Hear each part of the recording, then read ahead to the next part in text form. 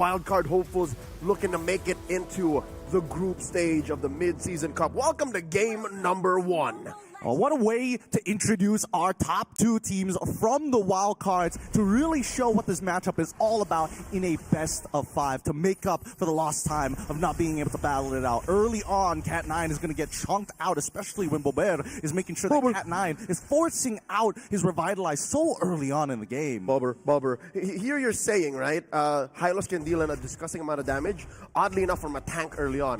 What a way to counter it, then by exposing it to so much magic damage. Oh my lord, Lanaya put down a half health. No surprises. Answers back. This is fine. Pluto's gonna recover. Pluto's going to regenerate off of random targets, skill vamping away. Now, looking at the emblems, how do you build gold lane Kimmy? This is pretty similar to just normal Kimmy. Well, it is. It's extremely similar in a matter of fact. And I think that the only thing that Super Gorka has to be aware of is when Mikey hits level 4, right? Keep in mind that this is still Master Assassin. If Mikey can catch him off when his passive is down, he can get an immaculate trade against him. He's running the flicker, and same goes with Super Gorka. But now we see first fight actually breaking out here, and Doryu gets locked down, quickly takes a quad shadow out of there as Pluto, and as well as Boulevard picks up 2. Whoa. That's it! Pluto finds it with the help of his passive. Now that Dawn is here, he's looking for a trade back, and he should find Pluto just in time, but here comes Endoryu as well. Can they chunk him out enough? Vengeance already popped. Oki Shadow Kills coming through, and there we have it. They found one, and he might even get another, forcing out the Revitalize out of Cat9. Endoryu backs away. I'm sorry, Mr. Horse. I'll take a step back. Multiple decisions Endoryu needed to make. Took the long way around to have extra cooldowns on his shurikens, but he was put down to an inch of his health. So did not want to push the issue there. This does put Virtus.pro about 1,000 up. They're 1 kill ahead of Rare Adam as the turtle spawns. No one from the Chinese squad close to the neutral objective just yet. This looks like a clear take for VP. It should be pretty easy for them, right? Virtus.pro, full control over what they wanted in the map. They've traded well, they've traded up, and now 1,300 gold ahead of their opponents. Where are they going to start bleeding that pressure, right? Because Pluto and Boulevard, they've done these early engages before. They've invaded the enemy jungle. They have a rough idea where Lanaya is going to be, and it looks like they want to apply that pressure towards the gold lane. All right, finally we get some action in the gold. XP lane has been moving around. It's really a race of who can get out first. Dawn got 2 on him. Lanaya to the rescue. Oh, they're trying him with Phantom Execution, forcing Backcaught to flicker out of the way. That's a battle spell down for the side of Virtus.pro. No resources being expanded for the side of Rare Adam. Keep in mind, I mean, the Phantom Execution, pretty short cooldown in retrospect compared to the Oki Shadow Kill. 1,500 gold between these 2 squads. Now just about 1,000. Rare Adam making good moves. Again, they feinted the weakness up top, allowed for the failed rotation down bottom. Again, forced that flicker away from Bad Caught. It will be out of commission even until the second turtle, so Rare Adam might go ahead and try to contest. Trying to steal away this small camp from Lanaya. Lanaya sitting at level 6. Still at equilibrium with Endoryu. Like, this is not stopping his farming pattern just yet. Rare Adam's composition allows them to play off of a really big snowball, but at the same time have some pretty decent scaling at the end of the day. So whether they are ahead or behind, Rare Adam, they've got all of those roles covered. Virtus.pro, on the other hand, do they scale as well? I mean, Super Gorka can deal some damage, but he's really dependent on everybody else to do well. Bobber, Bad Caught, on top of Endoryu, and I would say especially Endoryu. Interesting choice for a first item, Super Gorka, building the concentrated energy. So I'd reckon he knows he's in for a fight early. Maybe after this first turtle, second turtle, I think he'd want to be part of it. This is where it spawns. Upper quarter. Cat9 sandwiched by 3. Now they're going to get right on top of Cat9. He's going to get picked up, pulled back in. The passive from Super Gorka still active here. He can maintain the energy charge with the help of the turtle. And this is honestly really good for Virtus.pro, right? Rare Adam need to respect Super Gorka because Kimmy is so deadly early on. They're going to take it slow. Pluto holding on to Sonic. Glorious Pathway comes out for the side of Cat9. Then drops her, catches all 3. And now Dawn with the AOG in the back to slow them down. Powerful. He needs to run. Lanaya as well. They make it out of there. Super Gorka finds one in Cat9, and Dawn is left to dry. The vengeance is good, but is it good enough with the help of the damage of Powerful? Dawn gets knocked back. Caught takes the kill. Way too much sustainable damage. Whether it be through skills or right clicks, Virtus.pro convert through the roof, taking down that mid tier 1, a main artery. making narrow even more Rare Adam's window to farm. Suddenly they're up by almost 3,000 gold, and a good chunk of that is, believe it or not, on Boulevard. Boulevard, what is this guy made of? He's made of steel so far. In the meantime, it looked like Lanaya wanted to chunk out Pluto, but again, the early game from Virtus.pro is just so much better than Rare Adam, right? Everybody from Gatot all the way to this Kimmy, early to mid game. You just don't have the base damage to compete with these type of heroes. Super Gorka picking up his Sky Piercer. Pluto now on that Thunderbelt. Wow. This is a very good position for Virtus.pro. They can keep pushing the advantage, giving Rare Adam not the easiest time at all in farming, because the fact that you see Pluto, and the only way you can tell if it's a real engagement is via an ult from Powfu, that makes it very difficult for Rare Adam. That makes you question if it's safe for Mikey to farm. And that's one of their main ways to make it through the mid to the late game. At least Mikey can scale up. Cat9 dropping the Gorge pathway here. Oh, they're even dropping everything. The trigger has been pulled. Now, with the AOG to try and disengage, Cat9 as well as Dawn are in a lot of trouble. The damage is just not there as Super Gorka untouched and doesn't have to worry about anything. But here comes Andoryu, finds it, isolation and taken out by Bad Caught. Virtus.pro deny Rare Adam. Again, it's a understanding of who's the beatdown. I think Rare Adam misread the situation, saying, hey, look, there's an isolated 2 or 3 from Virtus.pro. Let's do it. Fury of the Phoenix. Oh, wait, there's 4 more coming. And then Andoryu from the flank. And instead, they lost out. Not just on bodies, but even the turret, plus the turtle. Everything is going Virtus.pro's way. And Andoryu, he's feeling himself, picks up a Sky Piercer. That's how you know that they are that far ahead. They've already developed a 5K lead in the back pocket, right? An insurance policy. Dawn, he is not scaling as well as he wants to, especially with the snowball developing further and further for Virtus.pro. Pluto, he's going to take his time here. I think Rare Adam, it's a problem now that Super Gorka has been unlocked from his lane. With all the T1s missing, we can see that Lanaya is trying to split push on the opposite side to at least fight back for the economy. And this is an effort to let Mikey farm. Give resources to Mikey. He's your only real out. I think the whole Dawn gambit is out the window. Super Gorka left his lane 2 minutes too early. Virtus.pro are playing in the late game now, even before the 8-minute mark. So with that, the lead has grown up to 5,000. Mikey just built his golden staff. And here's the thing. I think Rare Adam are struggling to get Mikey into position to matter. Cat9 is just too soft. Dawn is too soft. The Vengeance only has so much cooldown. Oh, Shadow Kill! I mean, the Shadow Kill is almost good. RNG not in favor. It's going to be Lanaya who gets out, but they did have to use Cat9's Revitalize to just for some kind of guarantee here. Based on what we were seeing from the items, I do notice that Lanaya actually going for the Malefic Roar. Super Gorka, what a hefty purchase here. Holy Crystal already completed. He is going to be cutting through the members of Rare Adam. And this is a blessing that Matt. Oh, Andoryu gets caught underneath the Glorious Pathway. Forcing out the Quad Shadows. Mikey here should be able to secure this kill. No problem. Nicely played. Rare Adam find one, but the T2 down by mid-side is going to collapse under the pressure of Virtus.pro. This is how they've been playing, right? They can play that 4-and-1 style that we were, well, I would say we were expecting from early on into the wildcards, but only deployed now.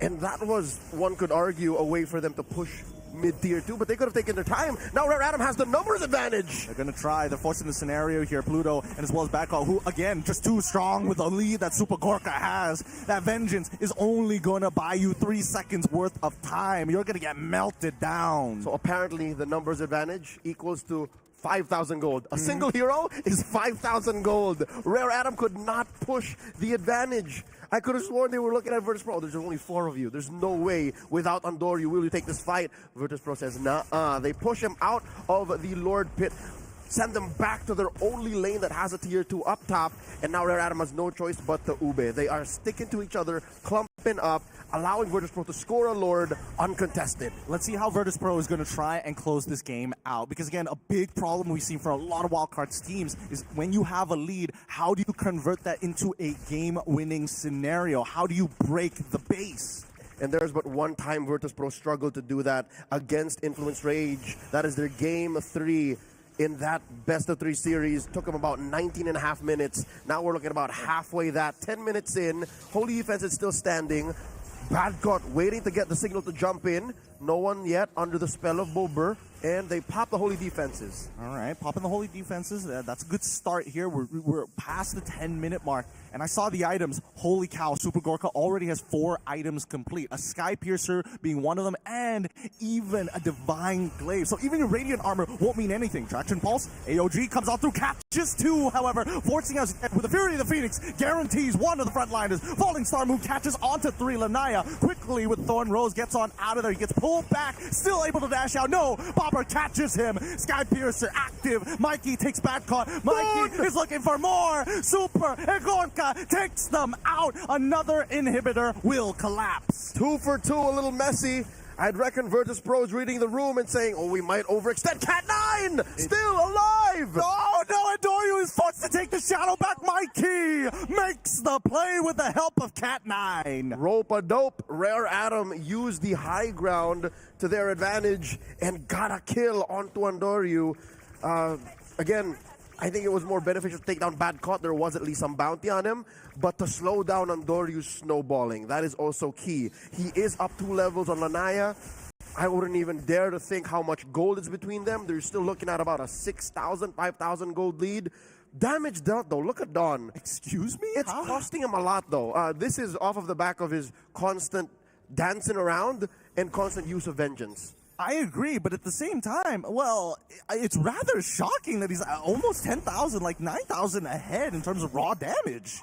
But he does also top the rankings in damage taken. It's a matter of quality, quantity versus quality. Now Cat9 dropping the Glorious Pathway, all in an effort to just help keep the purple on their side. And Virtus.pro, they understand, as long as we don't interact with you, we take away your economic, we maintain our economic advantage by ensuring that you starve in your own jungle and put yourself in dangerous positions by walking out to the waves. Like a medieval castle siege. Time is on our side as long as you're not getting resources. Rare Adam, despite the win in the bottom lane, despite the punish, are still struggling, still going around the map as a 5-man coalition. In comes the AOG! Powerful, getting hit and taunted as well. Traction Pulse doesn't connect on anybody, but here comes the Fury of the Phoenix to slow down Cat9 as he drops down the Glorious Pathway, but the back line is already dead. Super Gorka is going to take him out one by one, but that vengeance is costing him, Mike just cost him his life. A double kill already, but it's just too late. A triple and a double for Super Gorka and Adoryu as they look to close out game 1. Clean wipeout by Virtus.pro, first to the board in a best of 5, 1-0. Woo, what a way to start the day here. All right, Virtus.pro, they knew that they had the lead. They pressed the advantage, and they ensured that they played the siege perfectly, cracking down on the Holy Defense, ensuring that they get inhibitor turrets early on. And then Rare Adam, the ball's in your court. How do you want to play this? It's clear that Virtus.pro speak one language, the language of good MLBB. And there was the word on the grapevine that, hey, introducing a Pluto mid-season MCC, introducing Adoryu pre-MSC wildcards will be a problem. I haven't seen it at all. Not once. They've always been on the same page. And I think that's what Rare Adam will be contesting all throughout. The fact that this is a one-minded squad, whether they're ahead or they're behind, and that's why it's so easy for them to finish games. And I love the first impression that Virtus.pro has put in the draft, right? Because Rare Adam, they come in with the homework thinking, all right, we're willing to give up a couple of these picks, not expecting, hey, we just got less proactive heroes, right? Dawn and as well as Mikey are 2 side laners, none of them having a somewhat winning lane, and I think worse yet for Dawn, having to not only participate in these fights early on, but unable to control Badcott in that lane while Mikey is getting pelted by Super Gorka. It's just, it's a net negative. And that's the bottom line. They literally just lost the map. It started in mid, and then eventually went to the EXP lane. It was so much easier for Badcott to leave and do whatever, and then again, it just comes to logic that Mikey will also find it hard to perform. And I mean, yes, he has a decent KDA, right? Especially for a losing game.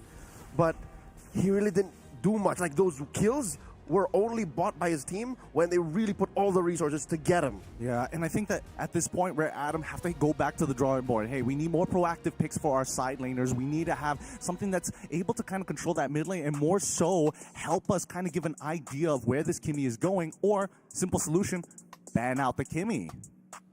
Eterna, another impressive showing by Virtus.pro, and I did say I could not predict, but I can't deny the charm that this squad has. Their excellence, their preparation, their flex. Again, first Kimmy Gold. And we thought it wouldn't work, right? We were discussing about this even from the first day of the wildcards, and then we're thinking maybe Kimmy would be a better pick into the mid lane.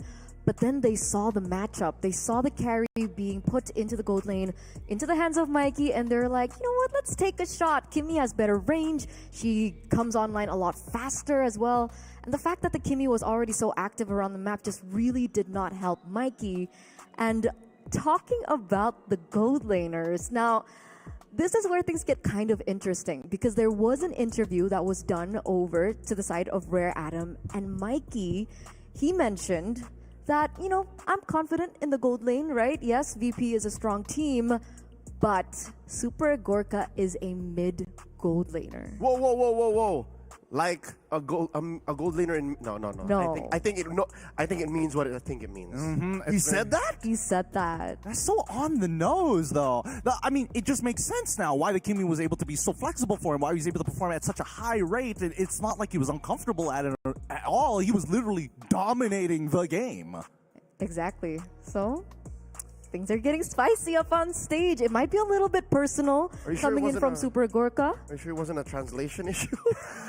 Look, we're getting the information as fast as everybody else here. Mid gold laner? Yeah. Crazy. Oh my goodness. I mean, it explains a lot, but it just goes to show the flexibility of EECA and how their meta has allowed their players to develop mechanically. And like, you think you know Virtus.pro. You think you know the picks that are going to come out. You think you know the way that they play.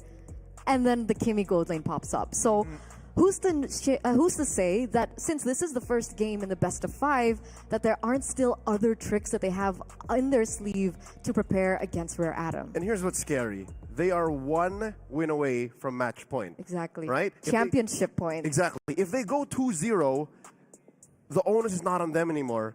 The onus is on Rare Adam. Like, what else do they have left in the tank? Because you can't beat him in execution. How? Some sort of draft? Is there another pocket Lunox? That's a big question, and those questions will have to be answered during the break, because before we get into game number 2 in this best of 5 between these two regions, we are going to throw it over. So we'll see you in a bit. Stay tuned.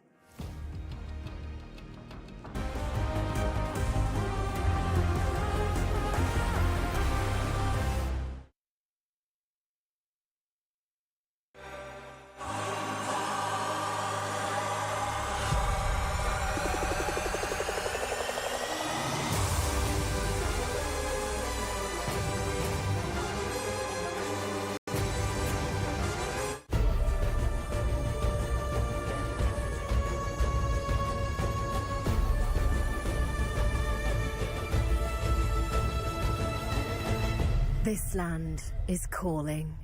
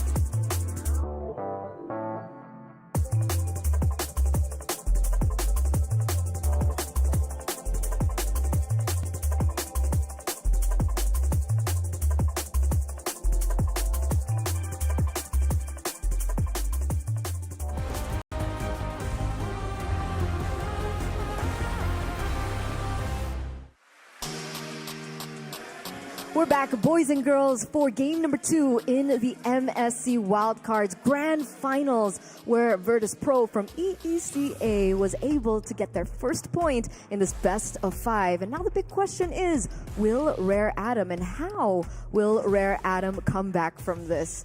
Boys and girls, we saw Rare Adam walking back up on the stage, and we heard some yells of motivation. And they have played from behind before, so it should be looking good for this team. They actually started the whole wildcard run on a reverse sweep. So that set the tone for the rest of their journey to the group stage. So this is no strange situation for the Chinese squad. They It's deserve an also award. exactly. I was about to say it's no stranger for MLEB to get awards as well. So for those of you guys back at home, check this out because it's time to celebrate a decade of greatness at the Esports Awards. It looks like we are nominated for 3 awards. Imagine that, 3, not 1, not 2, but 3. Let me take a look just a second. Esports Game of the Decade, M5 World Championship for Esports Live Event of the Decade. The third is Moonton for Publisher of the Decade. So don't forget to show your support at the esportsawards.com/vote. Put it in right now. Do it while you still can, because again, these games are only going to get more intense, and I think that the drafts are going to get a little bit faster once these teams get a good feel of each other, right? Game 1, Game 2, it's like testing the water, you know, litmus test. Is it more alkaline? Is it more acidic here? Do we get the blue? Do we get the red? Well, they'll figure it out as the game goes by. Because of what happened in Game 1, Carry and Hylos are no longer 100% win rate. Oh, Gutted in their stats. ouch. So the stats have become skewed because of how Virtus.pro flexed the Kimi and suddenly picked the Zushin. How do we not see the Zushin, man? Zushin is currently ruining, weirdly enough, teams that know how to play Zushin win with Zushin because she has a very mid win rate. Picked 13 times so far and only won 6. Including the last game. So sub 50%. It's about 47% win rate, closer to 46. And I think it's fair because of the amount of times that it has been picked up And banned. and banned. Also true. And I don't blame you guys because, again, we mentioned this before the break begun. We're like, Kimi, we see the Kimi, insta-mid. That girl, though, Kimi, has astronomically high numbers. The last game was her 15th game, and that puts her at 12 wins. Do the math, you're close to 81, 82%. That's a fine win rate, sir. A fine win rate indeed. But it's a big problem that we are seeing right now in the metagame, right? Because again, mid, as much as people are saying that it's not as diverse as it used to be, the power picks are really in the top echelon of the meta so far. So it's like you can't ignore it, but at the same time, we haven't seen a direct answer to it yet. Yeah, that's why I'm so determined to think Rare Adam can win and beat Virtus.pro. Again, I'm call me a negative Ned, but I'm already putting myself in that position wherein we're at match point. What else does Rare Adam do? I want to see something else like a Lunox mid, because that might be the one way that you catch Virtus.pro off guard. Another pick that I'm thinking of, I mean, this is really digging into the backlogs of what could potentially turn things around. If they have plenty of projectiles, there is one hero that deflects it back at you, a Lolita. Ooh. I mean, we've seen teams use Gata as a means to extend their lead and also to disengage. Why not the Numenon Blast? It's a triple marksman meta. Like, you're allowed to do that. Where is Lolita? You're right. Okay, I understand the gravity and of course the value of a Lolita here, especially if we're talking particularly for heroes like the Lunox, but the fact of the matter is, the heroes that are very strong in the meta right now, do they not dash a lot? Will they get maximum value from the Numenon Blast? I mean, you guys go ahead and answer that as I'm going to throw it over once again to you boys for the drafting phase, game number 2. First of all, we're men. Second, it's the same sides. Virtus.pro on blue, Rare Adam answering back. They get the double.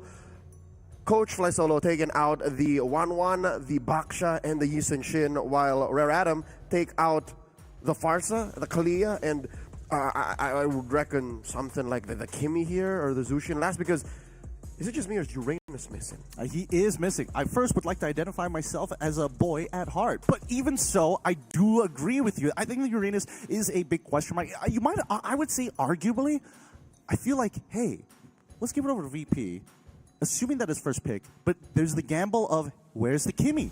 Now Zushin finally gets banned, and now they open it up to VP, because you can't get both of their priority picks at the same time unless they've got a curveball ready to be thrown to kind of counter both of them. And here's what's scary. VP now is wondering, do we first pick Uranus or do we first pick Kimmy? If we first pick Uranus, we give her the Kimmy, and then we give over the whatever, Esmeralda or the Lucas to take us down. But no, they're not going that way. They don't swing that way. They instead go for the Kimmy and give Rare Adam the onus of, okay, you pick the Uranus, because I think Virtus.pro might debut something else to answer said Uranus. I'm all for it. I'm all for answers to this Uranus. Nobody likes this hero. Well, I'm making a generalization here. I got to keep my personal biases to myself. But I mean, Kimmy, You don't like it? I don't like it. I don't like how slow he is, but I like him. I think he's dog water.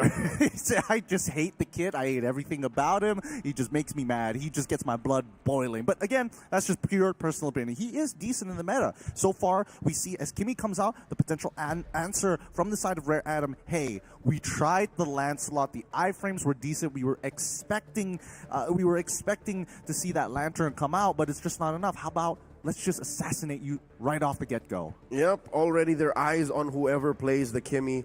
They're sending Lanaya over to you. Whether it be Bober, whether it be Stupid Agorica, again, I'd argue an MVP performance in Game 1.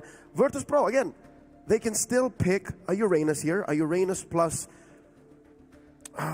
Uranus Fredrin? Oh, there it is! Uranus of Fredrin. Truly, two big barricades. They were not letting go of the Uranus, no way. Blocks of cheeks to make sure that this Kimmy is going to stay ahead. A metric ton minimum. It's too heavy. I feel like, okay, right now, the damage profiling, right? A lot of magic doesn't, well, actually, it makes a little bit of sense here, right? Because there is a natural shred coming in from this Uranus, but that's assuming that the fight goes a little long. Rare Adam, on the other hand, it kind of feels like, based on the performance of Palfu on this Zutian, it's always a disengage mechanic, right? The fights don't go as long as they would like to. They're very dependent on Lanaya as well as Dawn to kind of go in, find that initial execute, get back out.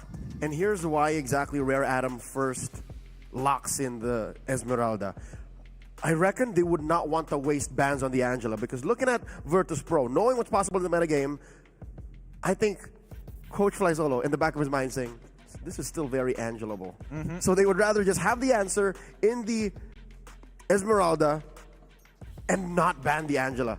And I think there's also one more argument to be made. As much as Angela could be the potential ban and pick it up for themselves, I think that they've got a lineup that's, again, very well designed to take on VP. The question right now is whether or not they're going to have some control in that gold lane, because that was a pretty tough matchup the last time, and VP was specifically targeting Mikey. Hey, you play a short-range hero? Perfect. And they still are attacking Mikey. In the second phase of bans, Virtus.pro takes away the Irithel, and I think Rare Adam are going to be forced to pick the Mikey hero right here, Red 4. They banned the Matilda, still no clear pick for Pluto. Pluto still has access to so his much, actually. Minotaur, his, again, an enchanter of some sorts. I'll dare even say, it might be too feast or famine to Angela.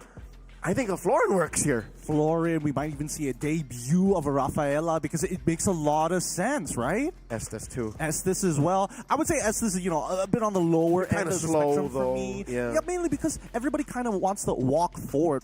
This is more of, we fight here, we kind of move as a squad, we convoy together, but it's never really, I'm looking to steamroll over you. Yep. Rafa, on the other hand, can kind of allow you to do that, and it's actually really beneficial for both, well, actually, all three of the heroes we see from the side of VP. That's right, and still waiting for whoever goes into gold lane. You never know. I think they really are just investing in the whole, are you going to Angela? Because if you are, then we're going to shred through that shield. The carry locked in once more.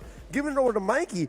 Does he have a bone to pick? Is he just trying to just stand his ground? Is this an ego thing? It could be he's looking at Super Gorka from across the room. It's just like, one more time. It's best of 3 right here, 1v1. I said what I said. I said what I said, sir. Now we go over to Virtus.pro. Let's see how they're going to round off their draft. Because again, the frontliners will eventually struggle against this carry. But then we're looking at the side of Rare Adam. There's a decent amount of shred, a decent amount of peel. They're going to double down with another tank on top of a Moskov.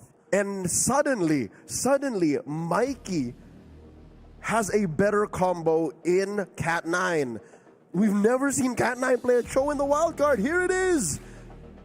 This one's a little wild. There's only 2 solid kick targets.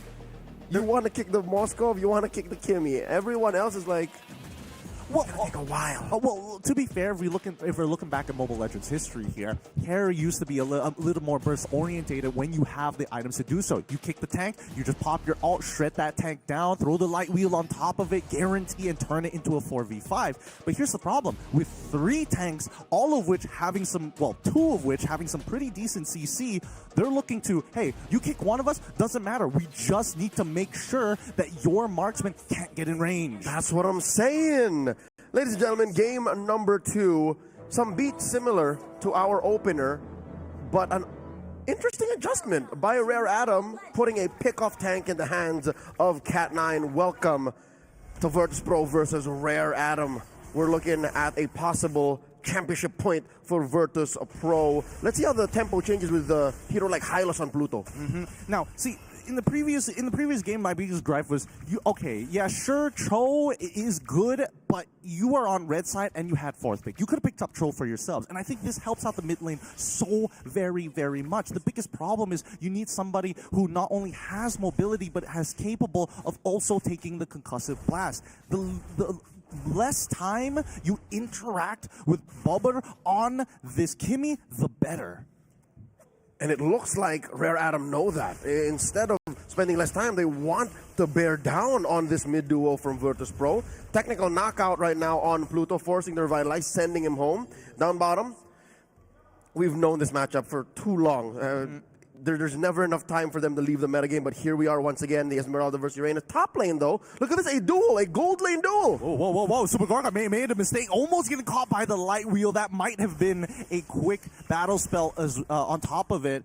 Luckily, is still alive, doesn't lose out on his Purify, and even when we come down to the mid lane, the congestion, right? You can see everybody wants a little bit of both Bobber and as well as Powerful. If you can punish Cat 9, that's great for Virtus.pro, but Rare Adam, they don't really care about Pluto particularly. They want Bobber. And Bobber is holding down the fort. He is staying underneath turret, hugging that thing, and he's trying to buy the mid game. Trying to buy this first turtle timing for Virtus.pro. Pop in that vengeance already. They need some hell and praises. Rats already come through. Are we going to see a commitment for the full fight? Lanaya finds 1. Fury, the Phoenix looks good. And Doru, he's 1 HP. Cat 9, he's going to try and gets the kill. No problem. Back on, he needs to hold on. Traction Pulse doesn't connect onto Cat 9. Bobber tries to close the distance, but it's too late. Powerful, no passive. Lanaya misses out on that quad shadow, but it doesn't matter. He still has the shadow kill. Powerful flickers out, and back on is going to get kicked the opposite direction. Saved by the bell. Pluto gets him. Fallen Star Moon does come up in time, and Lanaya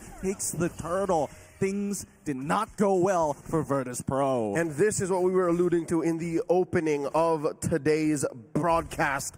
Rare Adam, one of the few ways they can win against Virtus.pro is if they make the EECA Grand Finalists overextend. If they give Virtus.pro a false sense of security, thinking that, hey, we can win this trade. Keep going.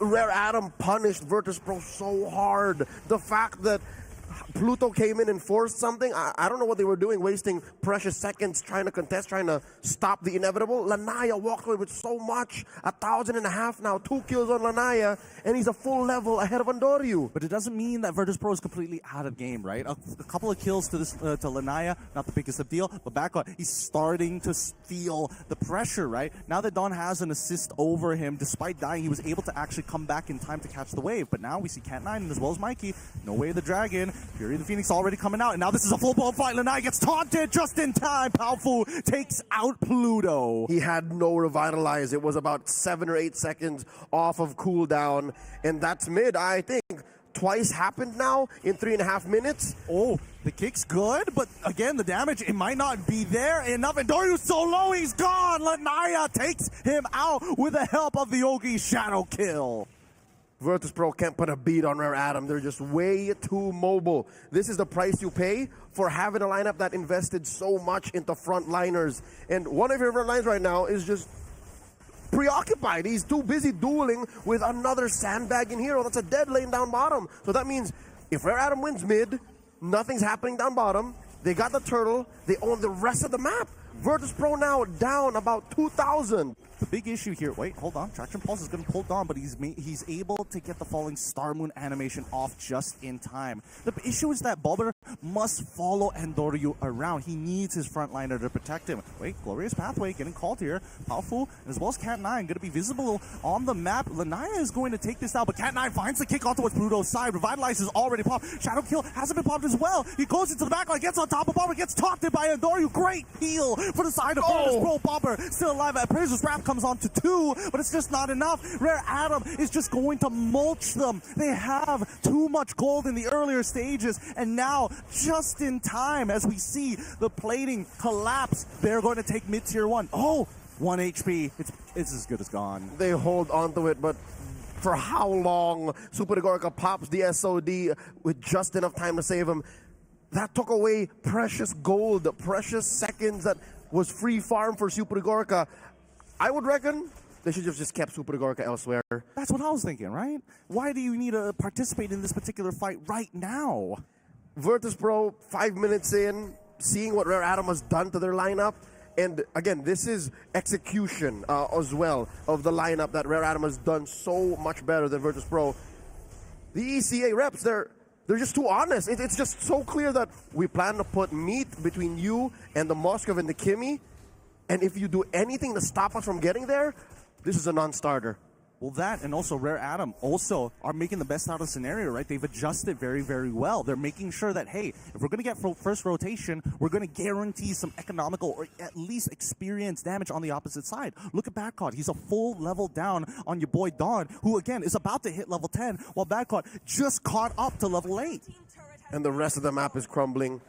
The first turret falls. Funnily enough, that's in the top lane where Mikey is. You don't want to see this when you're Virtus.pro. Oh my lord, Lanaya comes in, Shadow Kill! It's good, but Andoryu, he's looking to peel for Boulevard, forcing Lanaya to back off. That's going to be a big ultimate down, especially since the next turtle is about to spawn in the next 6 seconds. Rare Atom, they're not attacking just Boulevard. They're attacking the Kimi very specifically. No Shadow Kill, currently on Lanaya. Does ride Badcott into the turtle pit. Now at half health, Rare Atom bursting this turtle. Oh, the Glorious Pathway is already coming up, forcing out the Fury of the Phoenix. Dawn is able to maintain his position as Mikey takes out Badcott. The kick seems to be good, but now they're going for the Shadow Kill. And now Andoryu with the Appraiser's Wrath is doing basically nothing. Mikey can tank the damage while still pumping it out against Virtus.pro. The punishment. The carry is just too good. They got her out of that lane, got enough items on her, XP on her. Truth be told, it's mostly the kit. She only has 1 item. It's really just the corrosion side that's doing the work here. He just built that golden staff on his way to the Swift Trinity, and he's up by 1,500 gold. Super Gorka, we haven't seen him do nothing. Yep, and it doesn't help the fact that as much as I want to deny your anti-heal, Mikey doesn't even have DHS. Not to mention that with the glowing wand, you do lose out on sustainability. Cat9, whoa, taking the second half of the way of the dragon. Pretty surprising. It looks like Dom with the falling Star Moon is going to get involved. Powerful is nearby. Mikey pops the light wheels and now takes out Andoryu. Glorious Pathway. Too late. They see the blind side, but the damage has been done. Over on the other side of the map, you see Badcott just working away at that tier 1 up top. Does get it done. Mission accomplished, but at what cost? The bottom lane tier 2, the rest of the map. Virtus.pro, now their macro is being tested. They've been so good at team fighting. They've been so good at executing on a 1-to-1 basis. But what if those numbers don't favor you? What if you're not allowed to flex on your opponents on a favorable ground? Like, we haven't seen Virtus.pro do this in quite a while in the wild card. Yep, and it just goes to show that the adjustments from Rare Atom are extremely effective, especially after winning out the first collision against Virtus.pro. Deny that mid-trio, make sure that Pluto isn't exactly in the best position to start peeling for your team, and now you can see that the side lanes are having a good time. We finally see the War Axe in the DHS, Trinity complete for Mikey. This is a huge problem for Virtus.pro. Just about a single kill on Rare Atom, and it was on Dawn. Dawn is happy to be of service that way. He would any day throw himself at Virtus.pro. All this while, Cat9, what a revelation. It could be because of the nature of Virtus.pro's draft, but his kicks are so significant. His kicks are at least guaranteeing a kill per activation. Now the dance has begun. Rare Atom first to the scene, putting it at almost a half health. What's Dawn doing here? Pushing them back. Fear the Phoenix. He's looking for a potential attack. He's looking for Kao Baba. He gets hit. Mikey with the flank as well. Now Pluto's the next to fall. This entire fight collapsed before it even begun. 13-1. Might just turn to 14-1 if they catch Badcott. Badcott's out of here. He pops the Consecration just for good measure. Still has a Purify. Would be completely his fault if he died here. This is just damage control right now for Virtus.pro. This is the total opposite of Game 1, Gideon. This is a total disaster for Virtus.pro. This looks like a different team playing, I'll tell you now. It is. Rare Atom stand their ground and tell Virtus.pro, we're not going to make it easy, and we're going to show you what dominance looks like. They're going to take their time, though.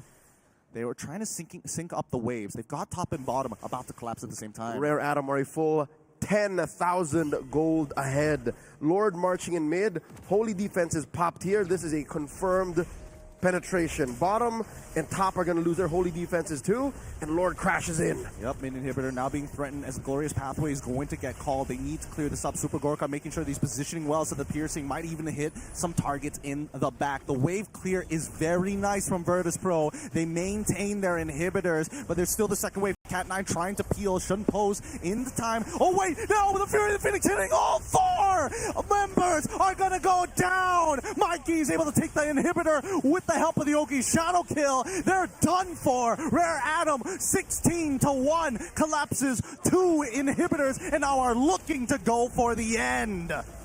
Just but one turret left, and all the waves crashing in. It's a wipeout. Virtus.pro off the map. What a turnaround here. Rare Atom punching back, saying, no, we stand on solid ground. 1-1. We're going the distance. Not so fast, says Rare Atom. Taking down Virtus.pro in quick fashion. Oh my goodness. These fights were so decisive, right? They were so quick to happen and very clearly trying to target the key components from the side of Virtus.pro. It seems that Ryzen has figured out the recipe that Virtus.pro has been cooking up all this time, finding them the success within the wildcards to steamroll through the competition. And it was scary. Coach Ryzen allowed for Virtus.pro to pick the Uranus. Coach Ryzen did not choke out any specific strategies or heroes from Virtus.pro. If anything, he allowed the Angela if you wanted to, right? You go ahead, pick Enchantress Roamers. We don't care. Hell, steal Cat9's Hylos. You just unlocked our Cho. This is Rare Atom showing one of their strengths, man. Preparation. They were ready to play this way. And if anything, 80-90% of this was preempted. They baited and they deceived Virtus.pro into playing this way. I totally agree, but had Virtus.pro just played a little safer in the earlier stages of the game, I think they could have prevented a lot of the damage, right? Because this started to snowball out of control. I mean, let's start from the very beginning. It's all about this mid domination, right? Making sure that Pluto doesn't get to walk around for free. That Bobber is constantly having to look over his shoulder. Is Lanaya going to jump out of a bush at a random time? It's that second point, I think, that really was the nail in the coffin for Virtus.pro. Rare Atom straight up made Bobber on the Kimmy a melee hero. They were making him fight right here in your face, about an inch away, and he couldn't breathe. They would not respect his personal space, and that led to the win. It's the inside boxing style, you know what I'm saying? Go for the body. In a telephone booth. In a telephone booth, elbows ready to be thrown. Maybe a illegal move in professional boxing, but in Muay Thai, it gets brutal. Like this. Yes, sir. It's really tough to see, but it just goes to show that Rare Atom is prepared for this match. Eterna, it seems like it's a different team that played. Virtus.pro, I did not see any of their execution excellence. I did not see much of the flow that they were exuding in game one. What did you see? I'm glad we're talking about that, and I'm glad we're at this point because I do agree with what Gideon mentioned before the game even begun, right? Straight after game number one, Gideon was like, you know, this might just be Rare Adam testing the waters, figuring things out, and maybe taking a little bit more of a sneak peek into what Virtus.pro has to offer. Because like you guys mentioned as well, this is the first time that both of these teams have actually met. I gotta say though, Rare Adam, perfect at deception. We thought that Cat9 could only perform on the Baxia as well as the Hylos, and I think Virtus.pro were also banking on that fact, brings out the Cho and does exactly that. I think Cat9 was a big impact in the early game to make sure that they were able to get the early game snowball that we saw in game number 2. It was just too good. I can't even name an MVP, honestly. Looking back, might even be Cat9. Might be one of the main reasons why Boulevard couldn't breathe. Yep, I would say Cat9. Cat9 or Lanaya. Both of them had some really good target prioritization. They really had to weave through the cracks to make it happen. The crazy thing is, you know, the two cores from the side of Virtus.pro, they brought Purify. So you would think that, you know, face value coming into the game, nah, no way Cat9's gonna get these picks, no way. And then he figures a loophole around it, making himself still relevant in an arena where it does not favor you. Wonderful adaptations coming from Cat9. I'm all for it. I hope we go all the way here, best of 5. If that's the case, if we want to see them go all the way, I think we throw it out the window, any clause of a download game. Honestly, I didn't think Rare Adam would be the kind of team to look for a download game, but hey, if it's a team that you've never fought in the wild card, do what you gotta do, and here they did. They allowed for game 1 to, you know, go the way it did, and then they won swiftly game 2. I think that's fair, but I still think that at least for this squad, keep it up. Keep up this pressure. Let's see whether Virtus.pro are the ones who now have to adapt. It's all going to come down to this because they are one game away of getting to championship point. And it looks like we are going to go to a short break before we get into game number 3 between Virtus.pro and Rare Adam. We'll see you right after.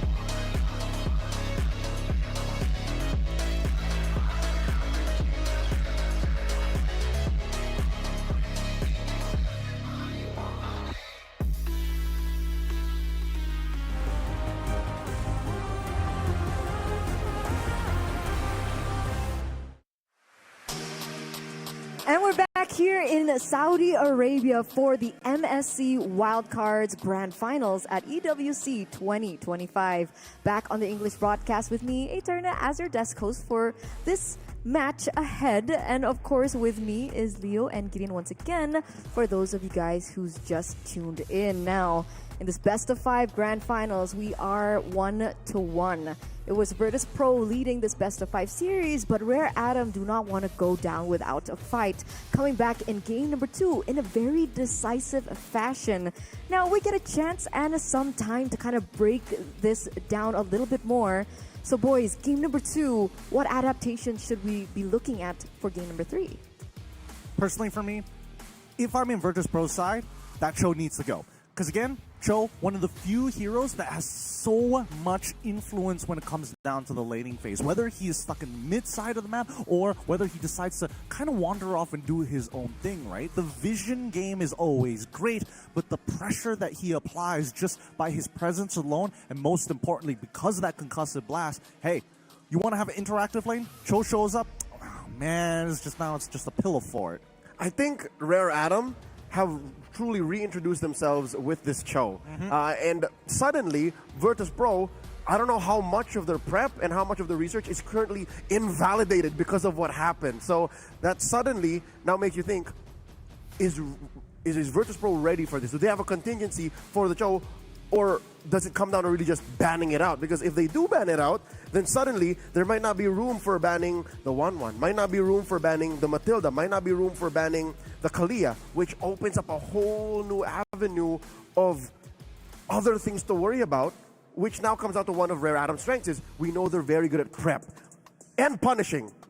P and P. P and P from both sides. But then that does kind of bring the question, right? If we're going to hypothesize of if, let's say, we're not going to ban this Cho, what if Virtus.pro picks it up for themselves? What do they utilize as a potential flex pick for the EXP lane alongside their supports, right? Because that's something that they've been doing on blue side for a long time. Hey, we could flex this Kimmy. Why not the Cho as well?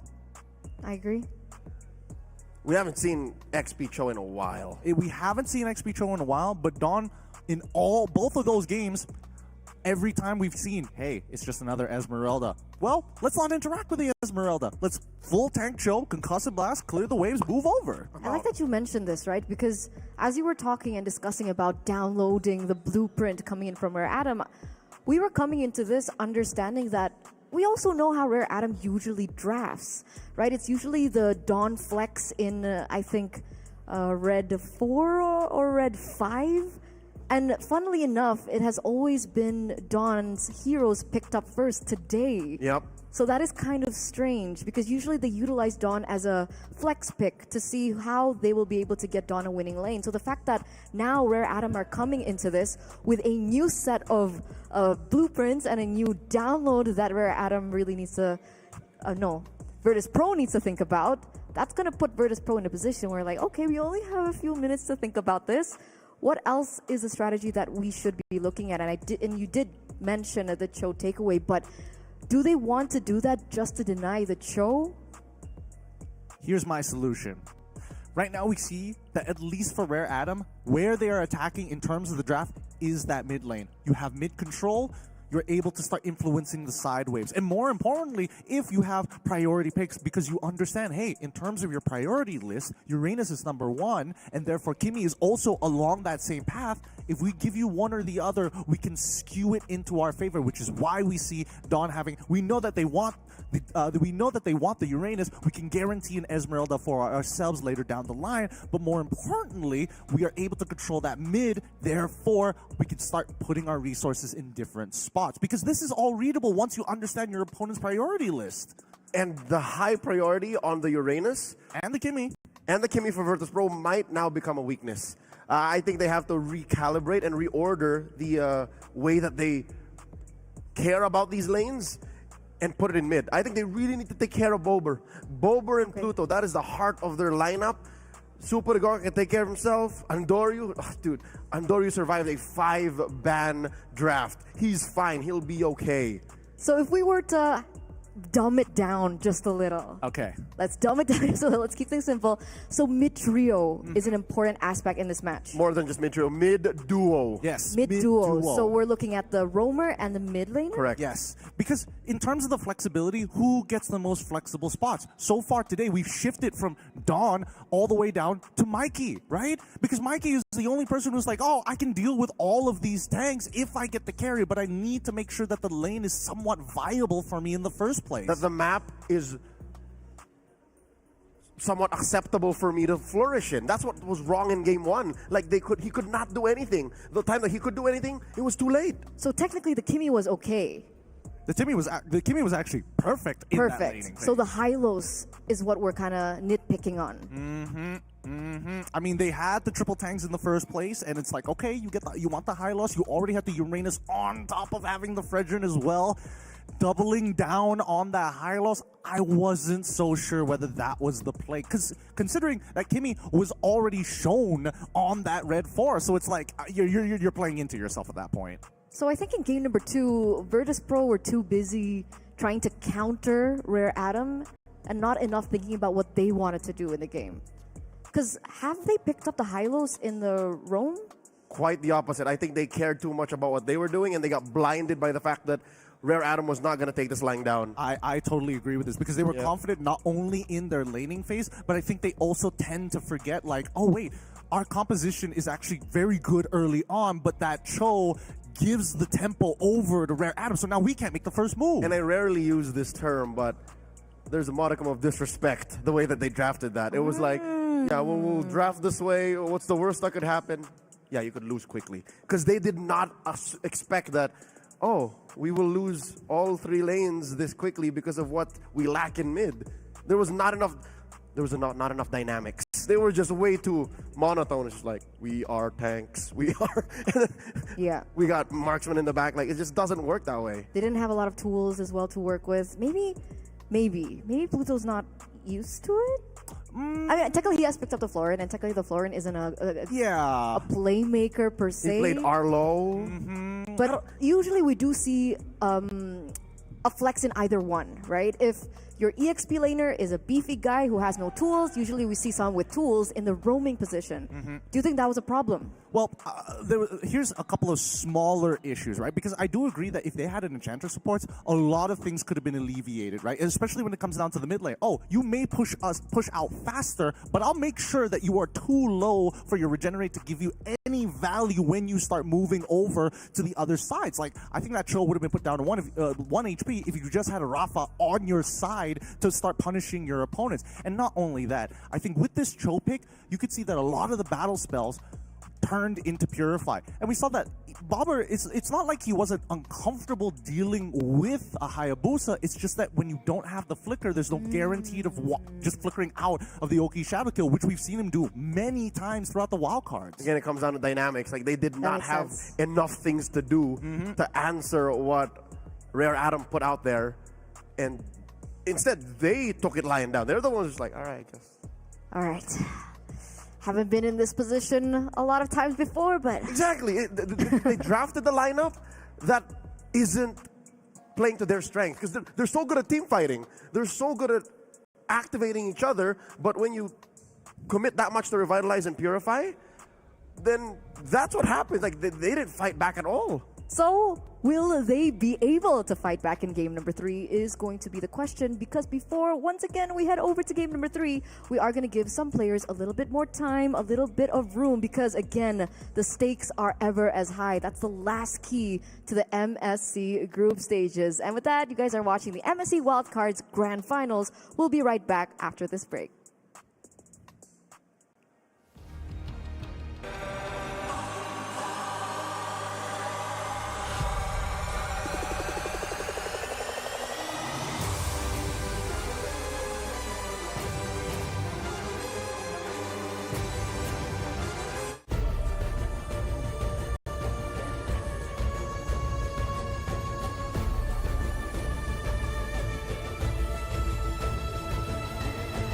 This land is calling.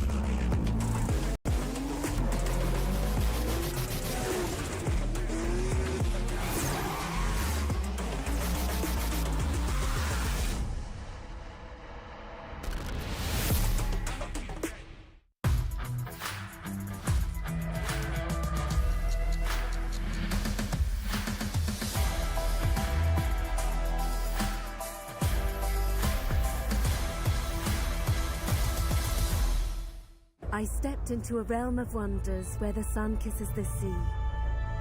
Two worlds inspired by each other. Two worlds making one.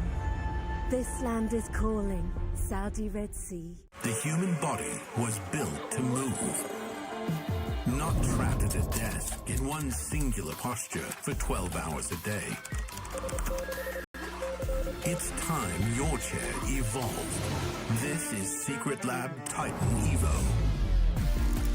Ergonomically engineered for you, gamers, hybrid workers, artists, backing your every move.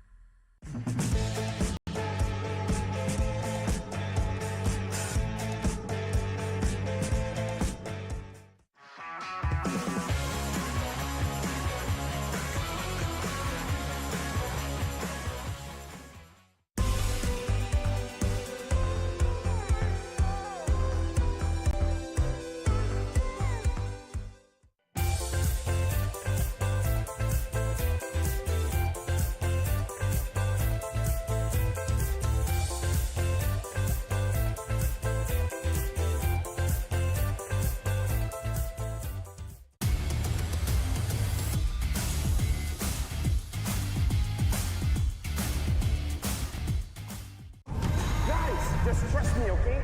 We just have to follow the MSC history footprint. Is MSC this year? As in Saudi Arabia? Yes. Why are we trekking through the jungle? MSC started off in the tropics before it started to take over the world. Yes.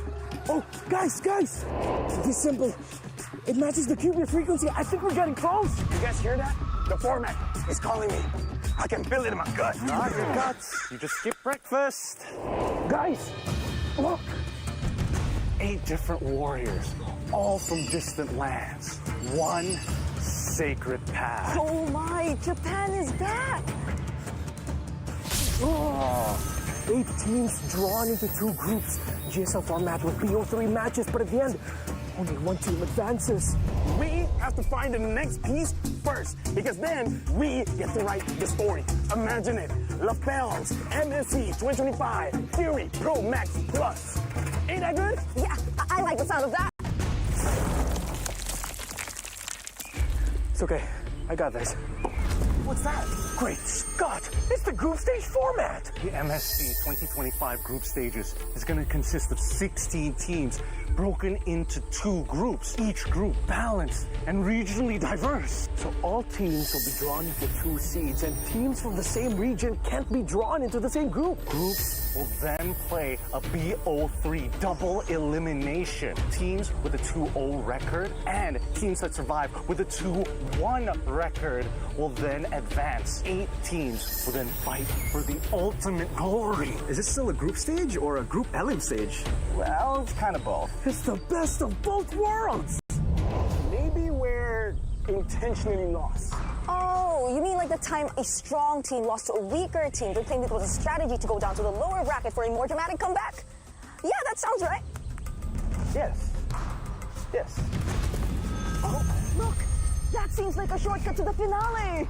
Perfect! Now we can solidify the format before they even get here. Let's go! Brigida, let me teach you something. When you see something shining, you smash it. I found it! The sacred format ahead of everyone else. From now on, you can call me LaFell, the great format discoverer. LaFell! I think you broke the format. Oh, we can still fix the format. Thank goodness I'm not with you this time. Don't touch anything else, LaFell, no! Let's look at the knockout stage. The MSC 2025 knockout stage 2-0 teams will get to choose which 2-1 team they want to face. Will the 2-0 teams just pick a weaker team for a better matchup? Or they could just fight a tougher team just to flex? The real question is, which team gets to choose first? Most game wins or shorter game time? We're gonna have to wait until we get to Riyadh. Until then, let's have a look at the playoff bracket. Quarterfinals and semis will now be best of 5. Oh, and there's now a best of 5 third place clash before the grand finals. Final best of 7 to crown the ultimate champion. There you have it. The MSC 2025 format, wildcards to glory. Yes!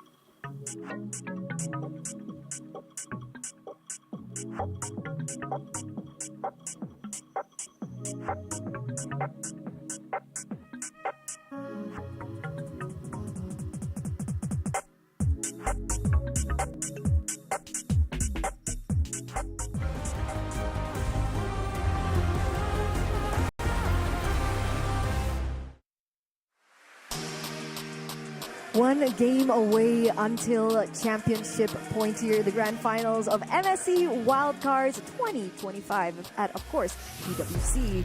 Back with me again, Eterna, alongside with Gideon as well as Leo, as we are jumping now into game number 3. And it looks like the players are already at their battle stations, ready to perhaps go straight into the drafting phase. So, before we get into that, what are the heroes that we should be looking at? Just a little bit of a refresher, a recap. Number 1 is a Cho. Yep, number 1 has to be the Cho. But we still also have to remember, Farsa's still a priority, Kimmy's still a priority. It's been consistently banned every single time. The question is whether or not the Uranus is going to be utilized as a bait pick. I think the Uranus should slowly go down in prio. Really? He's gotten answers. It's proven that he doesn't help a losing matchup win. Not very good on the back foot. So yeah, maybe save him for the second phase, or just straight up ban him. Like don't try to play deception and try to lynch it on a singular hero like Uranus. There are better ways to spend your picks and bans. You look very expressive about this. Oh yeah, I'm loving. You don't like everything. Uranus? Yeah, I don't, but I'm loving all the comments being told about Uranus from Leo here. Eventually, he's going to be on my side about this. it's great to see the way that the teams are playing, but the adjustments are extremely important. So, will the adjustments be made right here, right now, as we get into the drafts for game number 3 between Rare Atom and Virtus.pro? Leo, Gideon, you guys know what to do. What a switch up. Rare Atom now on the play. Virtus.pro gets a double. I'd like to think this is a great way to adjust. No longer are they going to get blindsided by that red 5. Not like it was really much of a problem. A lot of Virtus.pro's issues in the draft for Game 2, they walked into straight up. They just took it in the chin. Yep. Now, they could be more careful. At least now they're regaining their composure, right? You know, they're not as wobbly on their feet. Their knees are not weak anymore. And I don't think they want to take too many hits to the chin now after game number 2, because it's clear that Rare Atom, once the plan is actually going along in their favor, that's where VP, it feels like, man, we can't do what we did previously. We can't just outplay them to win the game. This is a team that can actually go toe-to-toe with us. And I think that's one of Virtus.pro's real strength is their execution, right? If you end up with a draft that you cannot play with, again, capital PLAY, play with, then that's a non-starter. You're not getting anywhere. That was the story of game number 2. Now in 3, when you're in red, you usually have the onus of just banning things you cannot deal with because you're allowing your opponents to get that powerful first pick. And here they say, we're drawing the line on the Baksha, on the Uranus, and I would reckon if Pluto doesn't want to play it, the Cho should be red 3 ban as well. We see that the Zushin is going to get banned. The real question is whether VP is even going to double down on another mid pick. Because again, these are heroes that they're more than happy to try and utilize against their opponents and what they think is the creme de la creme when it comes down to meta hero picks. And if that is going to be the case, do we have to hold up our bans on that mid? Are they banning out the Kimmy? Are they banning out the Zetian? Or are they just going to say, you know what? Let's just go straight and attack the junglers, right? Because that was the initial plan from Rare Atom. I take away the land slot, and therefore you play whatever you want. 1-1 is still open as well. No matter what happens here in this red 3 ban, there is a hero that we usually do not see that comes through. And they instead ban the Zetian. Are they banking that powerful? Is it going to get prioritized in picking up the Kimmy within the first pick? Literally just the first pick. Oh, and it's true, they do. What a call. Okay, great stuff coming up from Real Solo, aka Fly Solo, for those of you who are following the international space for a long time. But the Yishin Shin pick does open up a lot of options, right? Because I think VP were more than happy to say, hey, even if you do pick up the Kimmy first, we know that you want to go for Fredgen almost immediately after, right? So now, VP, they can pick both up right here, right now. They can go Kimmy Fred, that's right. They can also actually just 1-1 Kimmy. As greedy as that sounds, because there's no real predator for the 1-1 right now, except for the Phoveus. Instead, an early investment in the Arlet. Oh, wow, that's interesting. We don't see Arlet this early. Yeah, we don't see Arlet this early, but I think it looks like Virtus.pro has pivoted their priorities from, okay, maybe Rare Atom understands that that the mid duo is going to get affected for sure, but now we see that Rare Atom, again, really strange to see that Lunox getting blind picked here to a composition that we don't even know whether VP is going to double down on that tanks, but we'll have to deal with the Kimmy at a bare minimum. But they're going to back it up with at least the Cho to say, hey, early game damage, no worries, clear the waves, move on. Just yesterday, Rare Atom won with a mid Lunox, given it was supplemented by a Baksha Roam. Here with the Cho in the hands of Cat9, again, he's just going off of momentum. Had an amazing game number 2 here. I wonder why this is the decision they made. Again, you're right, it's blind. Like, they don't know what they're throwing the Lunox into. Now Virtus.pro picks up the Phoveus. Again, this is a non-negotiable. Because unless they're willing to ban the Phoveus in red 4 and 5, then Rare Atom will be picking it. They still don't have a decisive XP laner, and whenever you have an Arlet, you're almost burying your Arlet 3 feet into the ground. Like that's a half-lost battle in the XP lane. Yeah, and I think this time around, I think this is quite the gamble here right now for the side of Virtus.pro. Now that we have shown both the Arlet alongside with the Phoveus, we know that Phoveus can only go into one lane. The question is, how many bans are they going to commit to counter picks, right? Are they going to get rid of the CC? And then we cut back over to Rare Atom. They see the Arlet. There's a decent amount of raw crowd control. Therefore, we need to get rid of the Fredgen, right? And then Rare Atom, if they end up picking up the CC, it might just compromise their own composition because who is going to frontline? There's no real front line. As it is standing for Rare Atom, the Cho is a pick-off tank. It's mainly used for checking bushes, picking off specific targets. Like he can't peel the way a natural frontliner can. They do take out the Fredrin. Again, they know that that's what Andoryu wants to play. And what's left for Andoryu? They can still pick an assassin here. I think that's still safe. You're just a very high velocity lineup. Like you also lack the traditional peel, but you also just want to win early. I'm trying to think. Is there a jungler, an assassin jungler that has some kind of CC to enable the Arla while providing enough damage? I'm thinking Ling, but like the earlier stages is where it's going to get really rough, and you're playing it into the Cho. So again, there's got to be a lot of faith in Andoryu to be, hey, your Way of the Dragon, my Blade Tempest, we'll see which one's going to come out first. Just a moment for Suyo to show up. Ooh. Because there's only really the Lunox. Yeah. Oh, but then I think Lunox's damage profile and the way she dishes out her kit, maybe Suyo can live through. Again, we haven't seen a Suyo all wild card long. Yeah, but keep in mind, I mean, Suyo has, the changes to Suyo, he doesn't do well into the magic style of matchups, right? He does really well into the attack damage style. Oh, Granger, they're going to hold it up. I think they're considering it. It's possible. They got to dig deep. Hayabusa ban, Esmeralda, Lapu bans on their side. Lancelot is the only premier current meta jungler left. Yes, and even then, all right, first, let's look at the picks, right? Because Rare Atom, they're going to find their counter pick into the Granger at the very least with the Irithel, but they have to finish off their composition, and there's no real frontline tank in terms of like raw burst. Oh, okay. So it's going to be EXP Hilda this time around, expecting VP to actually play the assassin.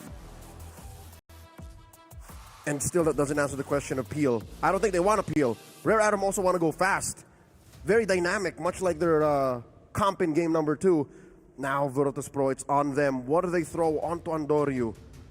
What can the Nightmare do here in this situation now that the momentum has shifted over to the Chinese squad? Again, it's either team going to championship point if they win game number 3. Currently dead even 1-1 with 15 seconds left on the clock. A lot to consider here, but it looks like it's going to be the Lancelot as their final lock-in for the side of Virtus.pro. And Andoryu really has to play out of his mind. He's got to deal not only a lot of damage, but dodge a lot of the damage being pumped out by Rare Atom. So what's the play here? Run through the Hilda, run through the Cho, threaten the kill on the Irithel, I-frame through her basics, try to kill and duel against the Yi Sun Shin. This, we rarely see a lukewarm red 5 last pick. This is one of those times. I think they're banking on level 2 here. I think they're trying to bank on maybe level 1 or level 2 in the mid lane for the mid lane duos to try and make something happen, right? Cho's going to clear that wave super, super fast, but if he gets hit by a singular stun, and wait, hold on, we need to see the emblems first. What is this Arlet bringing to the table? Ladies and gentlemen, game number 3. Both teams at a point apiece. Momentum definitely going the way of the Chinese squad. Rare Atom. Can Virtus.pro quell them and turn the tides? Welcome to game number 3. We know that this is a Rome Arlet, but what is he rocking? We can see Brave Smite, but what else? Yeah, again, Pluto's thinking about the later stages of the game. He's not thinking about like even contesting that mid initially, right?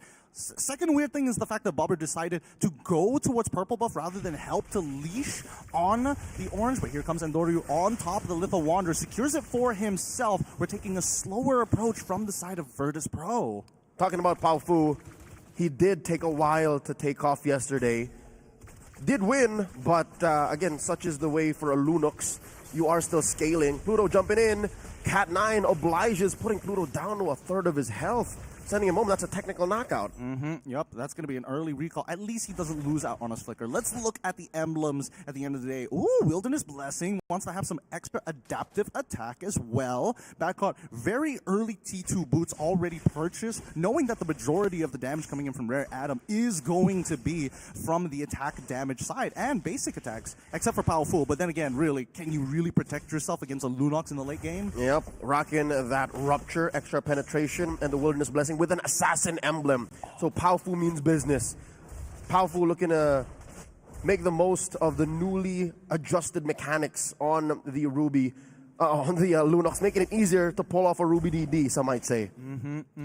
I see where you're coming from, but right now, Powerful, he's got to be careful, right? A singular death is going to slow him down significantly, and Lanaya already finds Pluto as first blood achieved. Bobber looking to turn Powerful into Dust Traction Pulse as well, but not going to commit fully. Now, Andoryu getting chunked down by Dawn. Somebody peel for him. Somebody get him out of there. But Backcon to set it up so that he gets right on top of Lanaya. Bobber, he needs to reset this, and Andoryu secures the turtle. Powerful, the next to fall. Badcott has made his statement. Dawn takes the trade onto Andoryu. He's not done. Badcott wants Dawn too.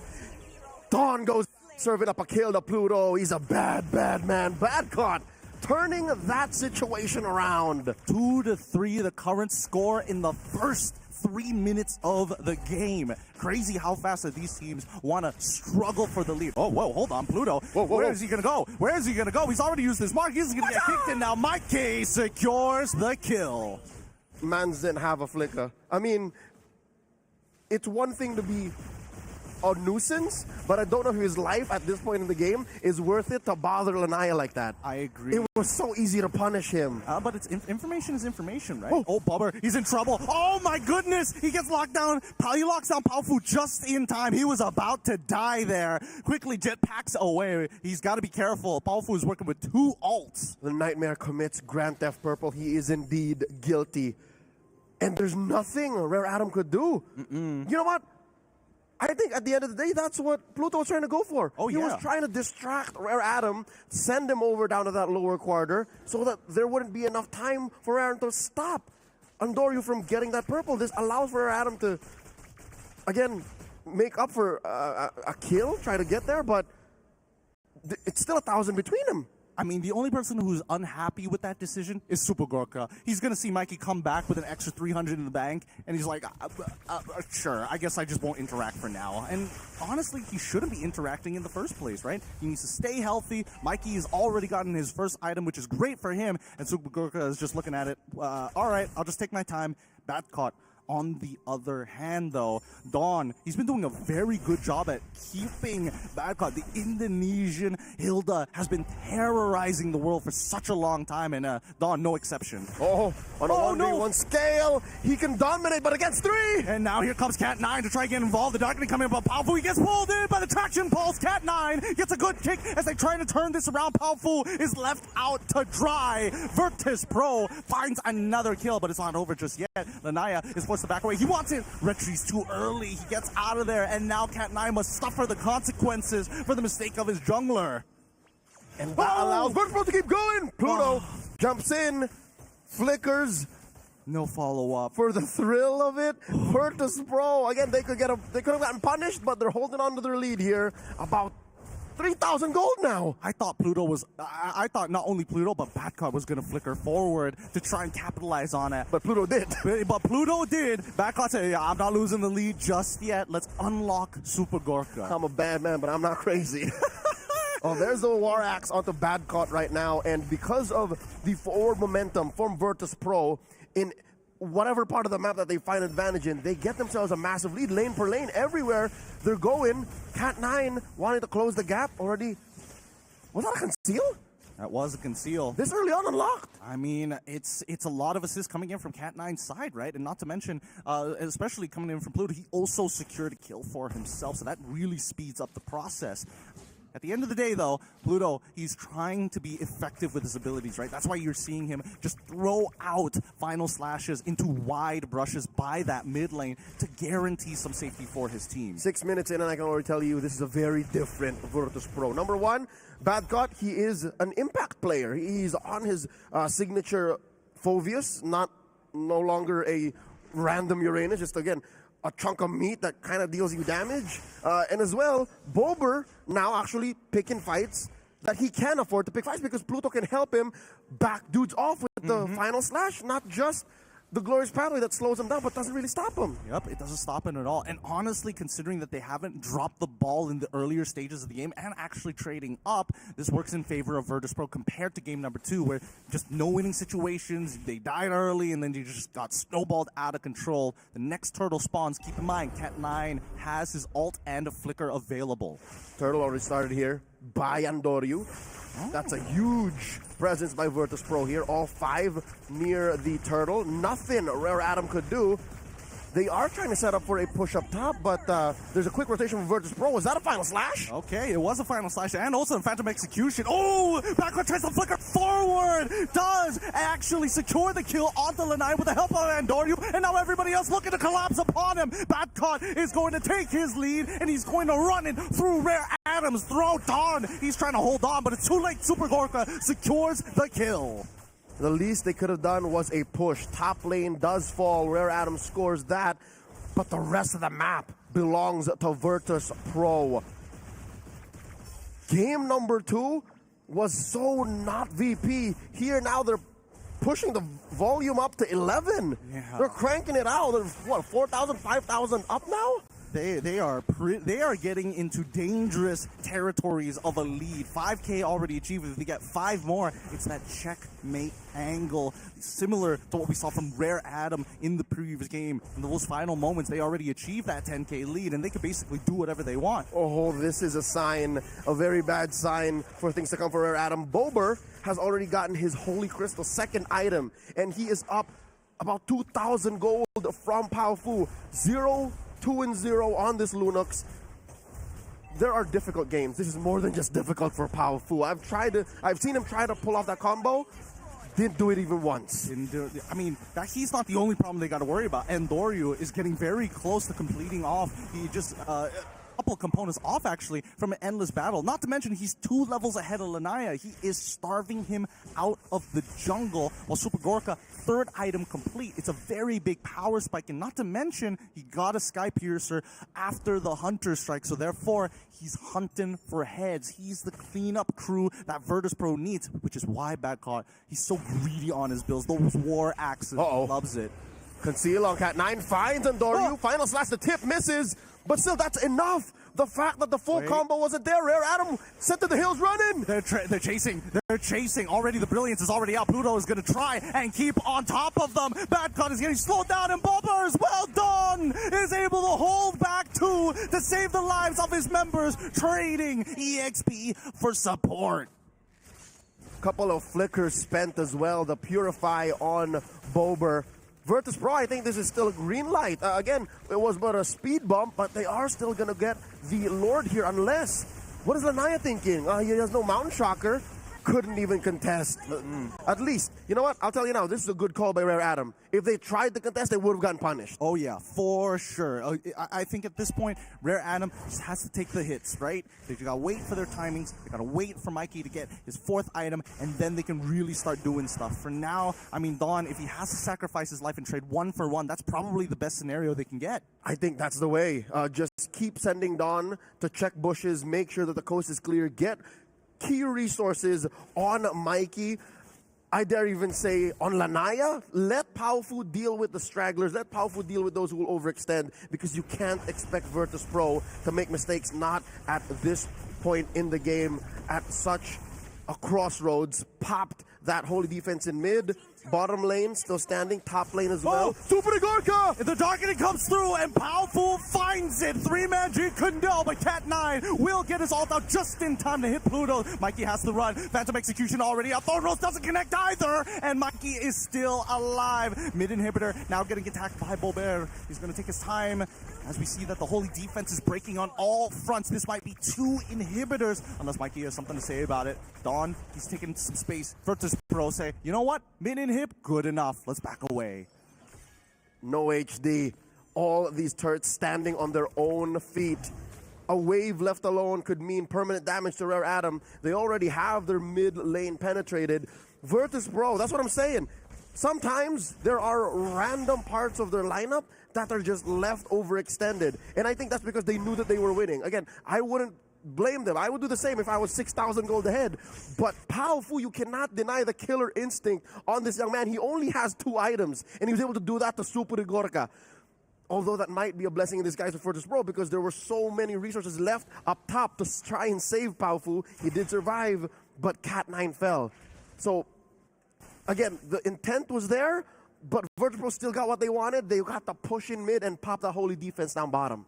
Now the question is, what kind of space do you want? Knowing that your opponent has a concealed Dawn is going to open up this map and foreshadow how Virtus.pro is looking for. And Doryu even going for a Phantom Execution into blind bushes, knowing that they're going to be on this side of the map. Rare Adam give up the space. Now this is what we call high-level play. Game sense. Virtus.pro, they were sending resources where they were sniffing Powerful out, and they were right for about a second there, but Powerful read the room and said, you know what, this is not worth it. I tried to do it against Super Gorka earlier, and that might have been a fluke, but now the conceal, they spot Dawn. Badcott jumps in on him. They want to punish. Dawn forced the flicker out of there, and Doryu, I mean, he doesn't mind just throwing out that Phantom Execution. It's on a very short cooldown, but look at Powerful's position, right? Every single time we see Rare Adam actually take the space, they just plant it. Did he cancel it? Oh my goodness, he's open, and they see him. Powerful now running out in the open. He needs Cat9 and Dawn to keep him alive. They protect him, and Virtus.pro, they call it. They saw the conceal actually coming through from Cat9's side. Both sides, the push and pull. This is such a dangerous moment. They saw it, they heard it. Mikey gets spotted by Pluto here, flushing him out of that brush. Now the dance begins. Lord standing, bad caught, pushing back too. Gets caught by a kick here. Cat9 not pressing the button just yet. That's flicker.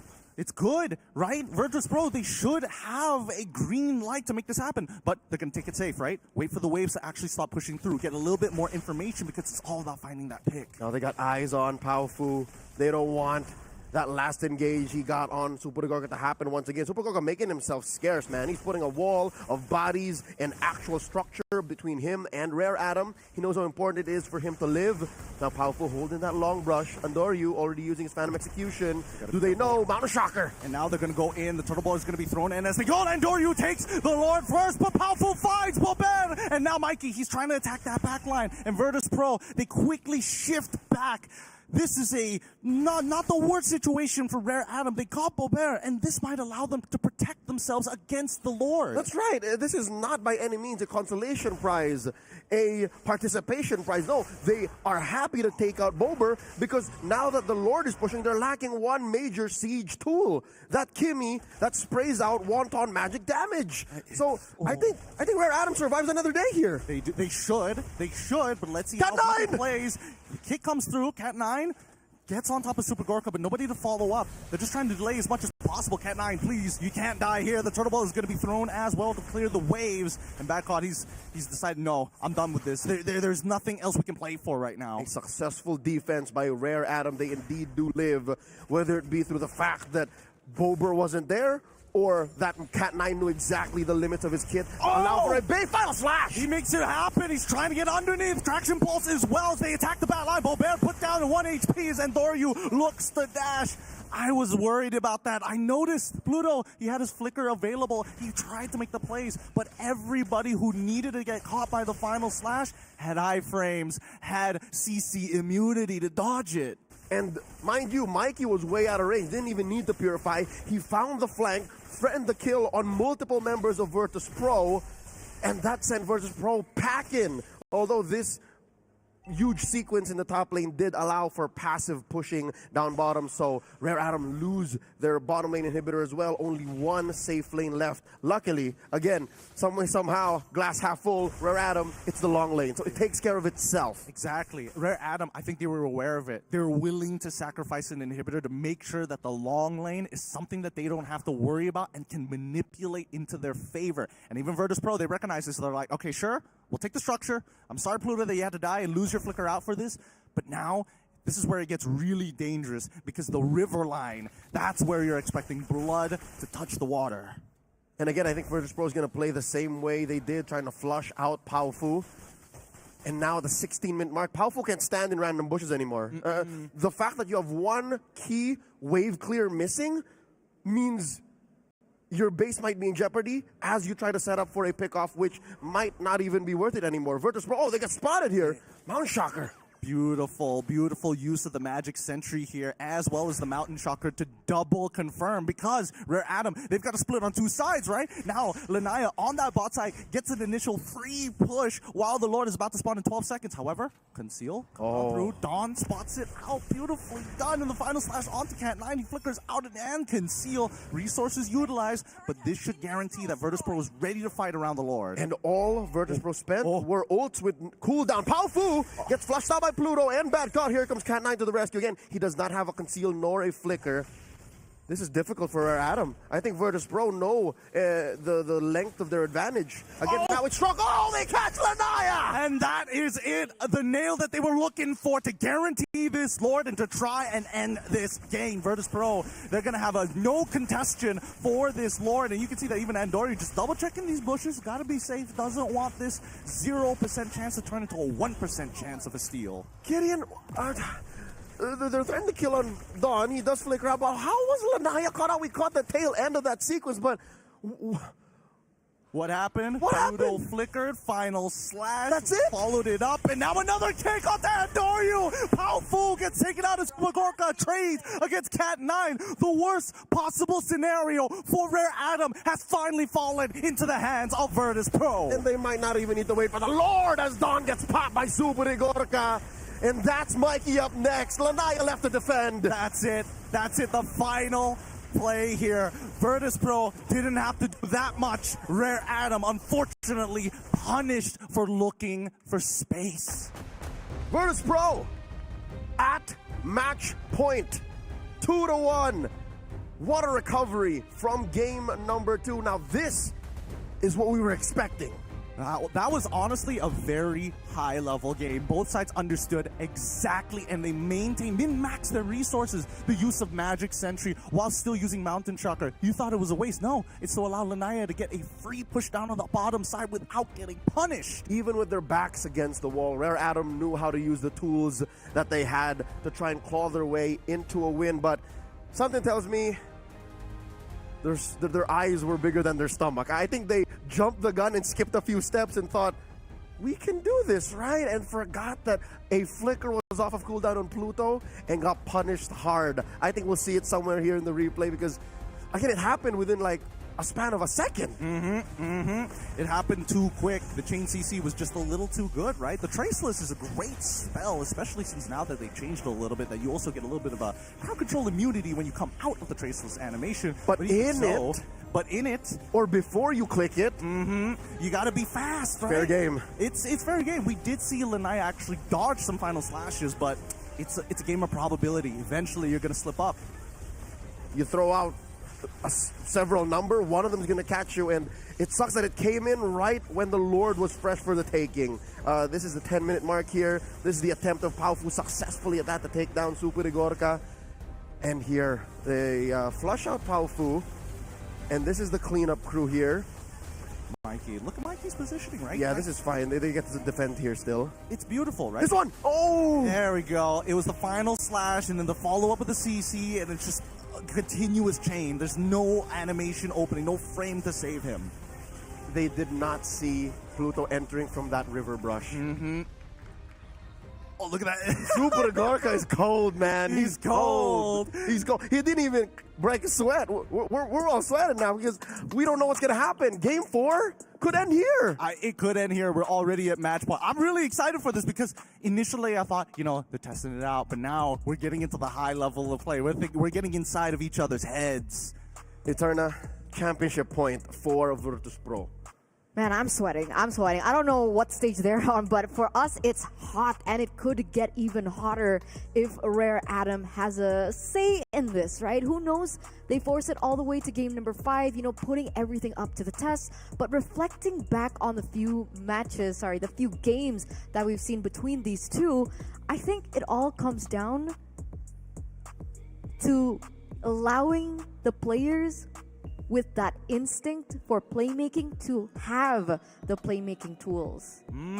Because in this particular game, I know you guys will have opinions on this, but in this particular game, I think Dawn on the Hilda just wasn't it for me. It wasn't it?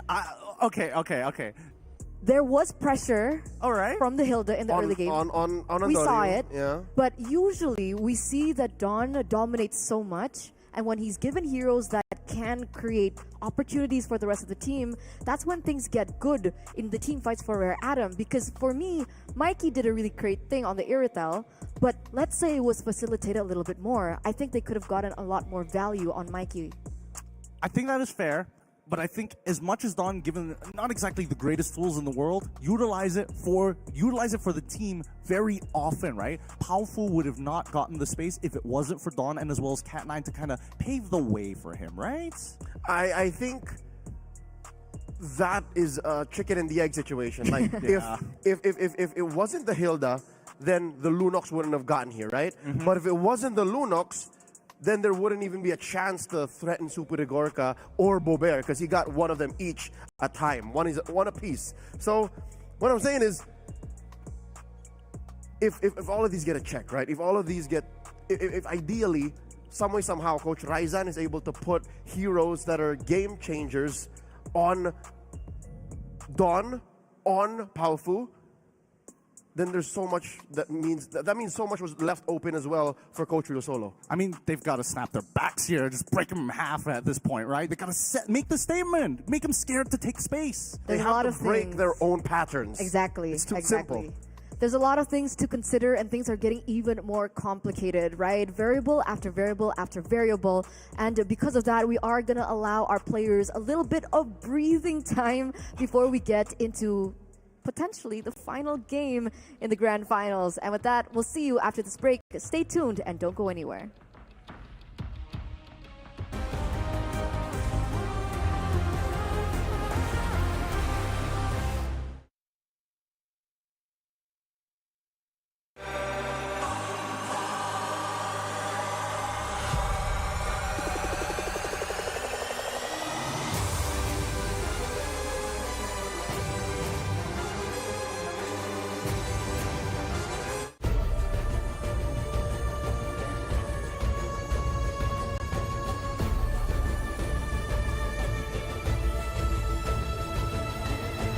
This land is calling.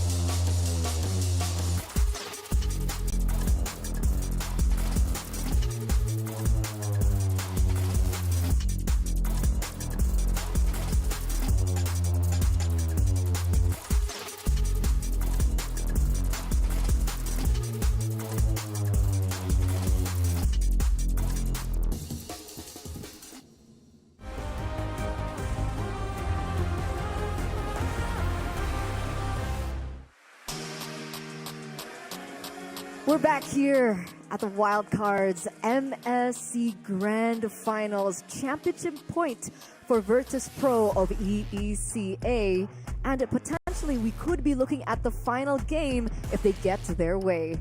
Welcome once again to the English broadcast with me, Eterna, as your desk host, and over here are casters Leo as well as Gideon. Now, boys/men, predictions before we get into the next game.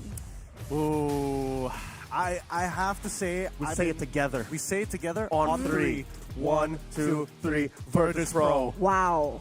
I mean, they are a cut above the rest, and right now, I got to give it to Rare Adam, though. As much as I'm singing the praises of what EACA is capable of producing, and somehow Virtus.pro being able to foresee that this team can go the distance, Rare Adam had some extremely intelligent moves in the previous game, showing that they are capable of playing at a high level, like an extremely high level. Yeah, despite us being unanimous in seeing Virtus.pro move up to the group stage, winning this best of 5, the grand finals of the wild card, there is something to be said about Rare Adam. They're very commendable, and it's clear that they put so much hard work into honing each other's individual skills and bridging those strengths into possible plays, whether on the back foot or when they're ahead. Because I'll tell you now, Rare Adam is a better team on the back foot than Virtus.pro is. That's actually a really good point here. We saw every move that we made in that previous game, and the fact that Pao Fu was able to not only sneak his way in, Virtus.pro was still able to adapt. They started thinking, that cannot happen again. We gotta start, bushwhacking every single time. Yeah, they were threats. They were still real threats even when they were down like 8K, 9K. So this is a silly thing to say, and of course it's going to be harder than we put it, but does this mean that all Rare Adam needs to do right now is to find a way to claim control over the early game? That's one way to do it. It's going to need a very specific draft.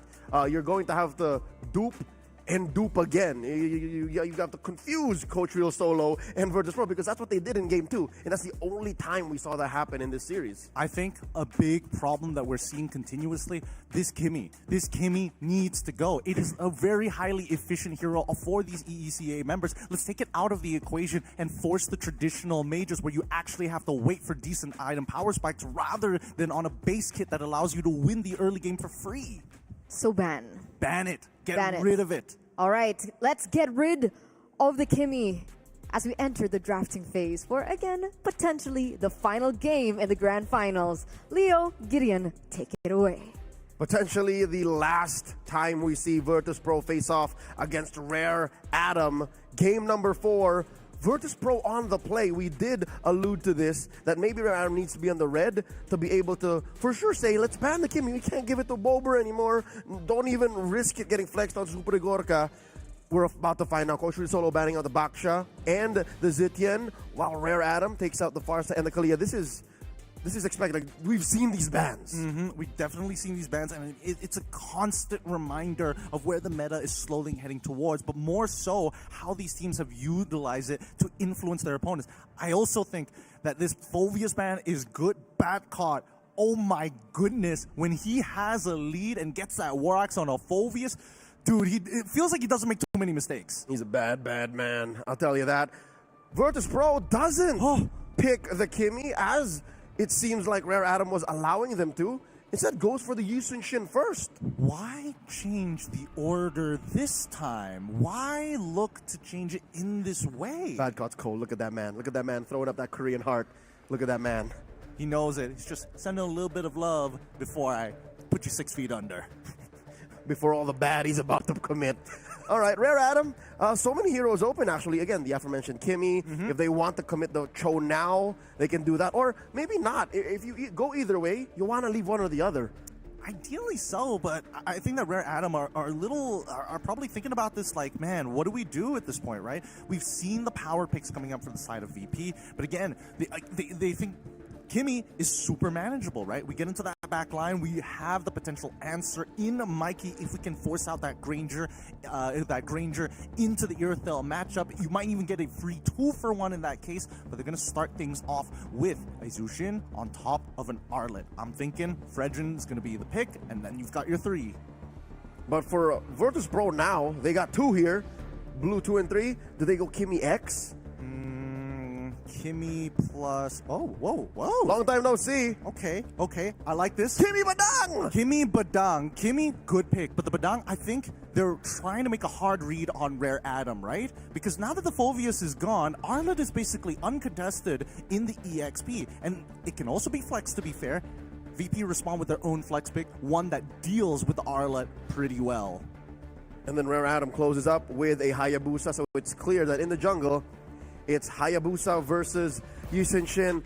But let me just say this, while it's possible, I would rather it not, but the Kimmy and the Yusen Shin can still flex. We've seen it before. I just rather not it happen now at the precipice of a possible series end. Now, we haven't gotten to talk about this for a while, mainly because the wildcards have been alluding to it's just not good in the meta, or maybe teams just don't favor it, but a lot of these teams just completely disregard Fanny nowadays. And it's not like Fanny is bad or her changes have put her into the ground. It's less about her. It's less about her, yeah. But this time around, I don't think there's any flexible spot for them, except maybe for VP. But even then, there's no guarantee. You've got the RLO on one side and probably a couple of tanks coming down your way. Yep, it's more about the environment we're playing in now that makes Fanny less favorable, despite her being a, on paper, mechanically broken hero. Bans now coming out. Rare Adam taking out the glue. Still no decisive XP laner for Virtus.pro here. They do ban out the Lucas. And then Rare Adam takes out the Cho. Although, interestingly enough, we haven't really seen Pluto play a Cho. Yes, we haven't seen Pluto play the Cho, but I feel like if you are coming to a competitive space and you don't have Cho as a roamer, what are we doing here? Yep. It's like telling junglers, hey, I don't know how to play Fanny and you want to join a professional team. It's like, come on. You gotta have these as your base heroes. However, Lucas is an interesting call for the side of VP on the opposite end. It does elude maybe a triple marksman comp. And then do they ban an Esmeralda? Because that just follows logic, right? You ban one of Don's heroes, you ban another instead of the Esmeralda, the Lapu-Lapu. So another easy entry to the back line. I'm all for it here. The question is, what is the roamers going to play at this time, right? How are we going to try and turn this around? I feel for Rare Adam, Gatot actually isn't too bad. Oh no, it's great, Gideon. It's one of those, again, easy access, confirmed reach. High loss as well. Both are viable, mainly because of the Jushin. Yes, but instead, Rare Adam allocate Red 4 to a Moskov. So they're denying Virtus.pro one of the best triple marksman configurations of the Yusen Shin, Kimmy, and Moskov. So they're forcing the third marksman to either be an Irithel or a Granger. I'm all for it. I'm all for it. Help. 1-1, good sir. Yep, I think 1-1 even works out. Wait, hold on. Let me think short about ranged. She may be short ranged, but there's also the problem of just getting assassinated, like purely assassinated, right? Yep. You need to kind of rotate around you, but do they want to go with this type of configuration anymore, right? I think with the Hayabusa, there's already a lot of questions of whether or not you're going to be able to survive. So the Hilda gets locked in, the Granger gets locked in. They can clear, they can start bushwhacking from afar, but these tanks, they're not the preem tanks. They're not the real beefy boys. They're not concrete. They're not hard peel. They are instead dynamic tanks. So now the question flips over to Virtus.pro. Previously it was Dawn on the Hilda. Now can Bad Caught do a better job to try and shake up the lineup and steer away the attention from his marksman, away from the Yusen Shin, away from the Kimmy, away from the Granger. Rare Adam, they put a old reliable pick on to the hands of Dawn, the Esmeralda, which is, again, if you can't tell by the way we react to it, it's going to get bursted down halfway through her attempt to try and peel. But Esmeralda deals with both matchups, both Badang and as well as Hilda, decently well. Both are able to generate shields in the laning phase, but that's the thing, it's only in the laning phase. Her only other utility is her Falling Star mood to trigger more demonic marks for the vengeance of the Arlet. That's pretty much it, and that's assuming that they group up close enough to even get in the first place. And that's assuming if you survive. Because again, there's a lot of firepower, a lot of artillery coming from Virtus.pro. It comes down to execution. It comes down to finding the windows of opportunity to make the draft you decided to roll up into the land of Dawn work. Ladies and gentlemen, welcome to game number 4. This is match point for Virtus.pro. Can Rare Adam take us all the way And can they make the quest for that last slot in the group stage ever more interesting? Again, both sides need to be doctors with a scalpel. They must be precise with the way they dissect their opponents. Pluto immediately going straight for Powerful to try and close this out as soon as possible because, again, Boulevard a little late to the wave, which is totally fine, right? Because, again, they will be able to trade back. Kimmy is disgusting, I'll tell you now. Ooh, okay, backcourt contesting for Litho Wanderer? Her win rate is still through the roof. That one loss in game 2 doesn't change the fact that she's still possibly sitting at 80% with such high sample size too. The XP lane though, again, look at this. A minute in, and Badcott can already run around like this. He gets to do it for free for now. Well, looks like we have to call in a technical pause for the time being. Oh, for those out there, I'm already feeling it. I can feel myself getting emotionally drained, trying to figure out and trying to get into the heads of Rare Adam and even Virtus.pro. This is a high stakes match. I'd like to think Rare Adam are confident and they're going off of reps. They're going off of the fact that we've fought against mid lane Kimmy so much already. We can't let this keep getting us. And the gold lane matchup, I'll tell you now, if there are big rotations coming in from Lanaya, again, he's on a Hayabusa, right? You can bully a Moskov up to a certain point. I think this is where you start now. Don't even bother with the XP, because again, the hill is going to leave it more often than not.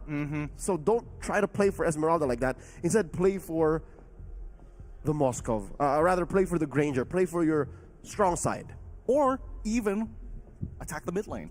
It really just boils down to where does the roamers play a part in this ever-growing story, right? It's always that dual mid lanes. It's come to a point where mid lanes and even roamers don't even bother leashing for their junglers anymore because that's how much control you need for small objectives, whether it just be River Crab or even Litho Wanderer. Which is an optimistic way to look at this matchup. Again, despite Virtus.pro being at match point, this game 4 is still up in the air. I'd like to think that that mid lane matchup is still currently a 50-50. No one has decisively won or lost just yet, which is impressive because again, you're looking at a Kimmy. Again, I was looking at that first couple of engagements, first couple of sequences, like, Kimmy is disgusting. But Palfu's holding his ground. Palfu's doing a good job. Cat9 is giving Pluto a run for his money. He's like, yeah, sure, you have Vengeance procs already, but I have Vengeance procs already, but I can send you back as home just as quickly. Yeah, getting a bit of personality from the Nightmare and Doryu. He can't pull off a light, unfortunately. He's too young for that. He's too young for that for now. But now Badcon's going to give his own. Wait, I'm just going to look over the stage, see if he commits to it. Yeah, to a degree. Was seeing a bit of a smile crinkle up at the very end. It's hard, dude. Not everybody can stare at the camera like that. Yeah, no, he saw that our production staff was moving away. Our shooters were moving away, so he's like, I'll get you next time. Next time it is. But when we're looking at Rare Adam, I'm more concerned about whether or not they find the opportunities to turn this around. Because so far, VP has been almost airtight within their early to mid game. Oh yeah, and that's one of the main strengths of Virtus.pro, save for what happened in game number 2. Again, I will always chalk that up to the draft. Rare Adam have to find that small window. They have to, again, I'm not even going to tell them to thread the needle. They should ram through that hole on the needle's tip to try and get Virtus.pro up against the wall, because I will die on this hill. Rare Adam are so much better when they're down, but Virtus.pro, when they're in the same situation, cannot fight back. They're not as good. So put them down like that. Step on their throats. I mean, there's the big problem that we've seen with a lot of professional teams out there within our own leagues, within Southeast Asia and across the world. When a team is struggling and are looking to say, hey, we need to win early to mid, all of a sudden you go on red side, you start seeing red, you start doubling down on some awkward situations. Because at the end of it, right, even if you are struggling to fight, there is always a loss, even if you're like trading like 50-50, right? 3 die here, 3 die there. Oh no, somebody's missing out a wave. Somebody is missing out a timing. And I think that's where Virtus.pro can still grow. They're not very good at trading. Not when they're crawling back up. They're so much better when the math is clear. It's black and white. I'm all pluses, baby. I'm multiplying my advantage here. So that is what I hope to see from Rare Adam if they want to go all the way here. If they want to force a game number 5. Flushing Boulevard out of that pixel brush. Pao Fu and Cat9, they're doing a great job despite Andoryu and Bad Caught being global presences here. Looking at the emblems. Oh, okay. Mikey's not even bothering to go for the Master Assassin. Andoryu, he's going to guarantee land the Turtle Ball, and that's first blood almost instantly for Andoryu, catching out Cat 9. And what's painful is Cat 9 committed the flicker, so he was hoping to not die. He really wanted to hold on to that mid lane advantage. So now the scales tip slightly over to Virtus.pro, if ever, so dominantly towards Virtus.pro, now approaching 1,000 gold lead. More on Mikey's emblems. Gideon, you're right. Again, a clear sign that they want to win the early. They're putting this economic advantage on him. Dawn gets caught out. Still no level 4. He's intercepted. Backcourt is trying to peel away Lanaya, and he chunks him down with the Master of Power Wildness here, but he goes so deep, and alongside with the Arlet, they take him out. They trade Backcourt for the Turtle. Was this worth it? Yeah, that's the question. A part of us think it's bad, especially since it did not affect the gold lane as much, and he spent the sprint. What was the best case scenario? Cat 9 gets caught again! Again, he's going to try and outplay the scenario, but eventually he will fall. He doesn't have enough resets to work with, not enough cooldowns to make it effective. And now we do see that Don forced out to use his vengeance early on. Good play coming in from Endoryu's side, looking at an opportunity to punish his opponents. Because look at his jungle pathing, right? He's already cleared that bot side. He's doing a lot of house cleaning, including Rare Adam's side of the jungle. Because again, look, Lanaya is level 5. I think at this point, Andoryu is on his way to level 7.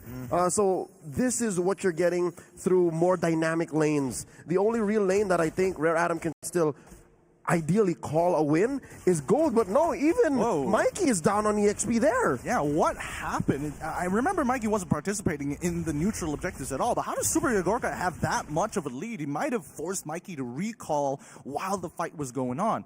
Either way, it's a 2-1 lead currently for Virtus.pro. The gold in their favor. They're 1K ahead. And here comes the final slash onto Pluto's side. Doesn't get the correct target. Andoryu quickly uses his retribution on Cat 9. This should be a kill. Once again, the mistakes keep on happening. Andoryu punishes Cat 9.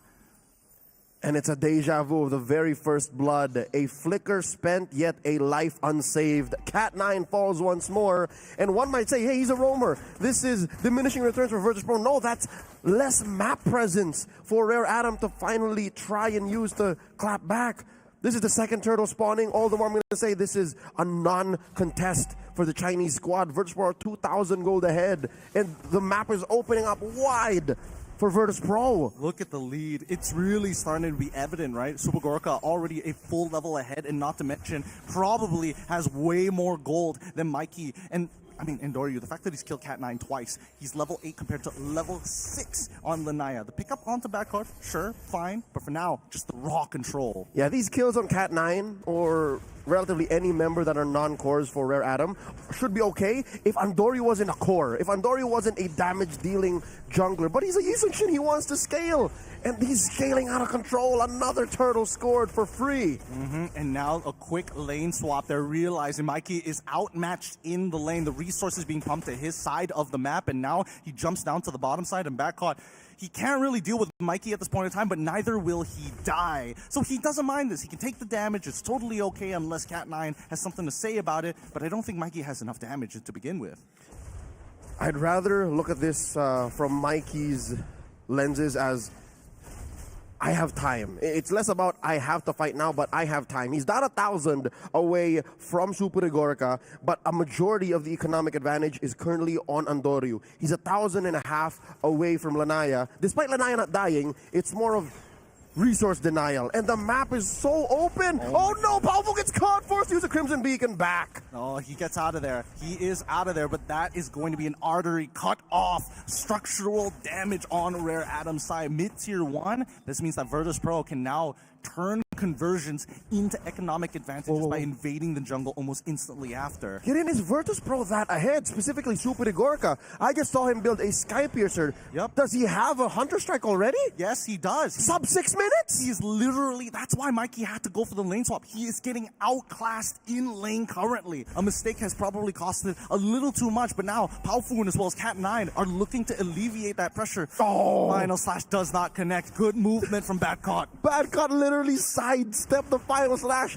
stood an inch away from Cat9. Now they catch Dawn. This is not going well. The pressure's getting to Rare Atom, and Virtus.pro can feel the momentum. You can hear the steam train about to make contact with the wall. The Bears can smell their group stage slot at this point. Rare Atom, Game 5 is slipping away. Andoryu checking out Lanaya. He doesn't know. Mountain Shocker plus the boot! He's dead. Oh, he managed to survive with the help of... Wait, is he still gonna go down? No! Why did he take it back?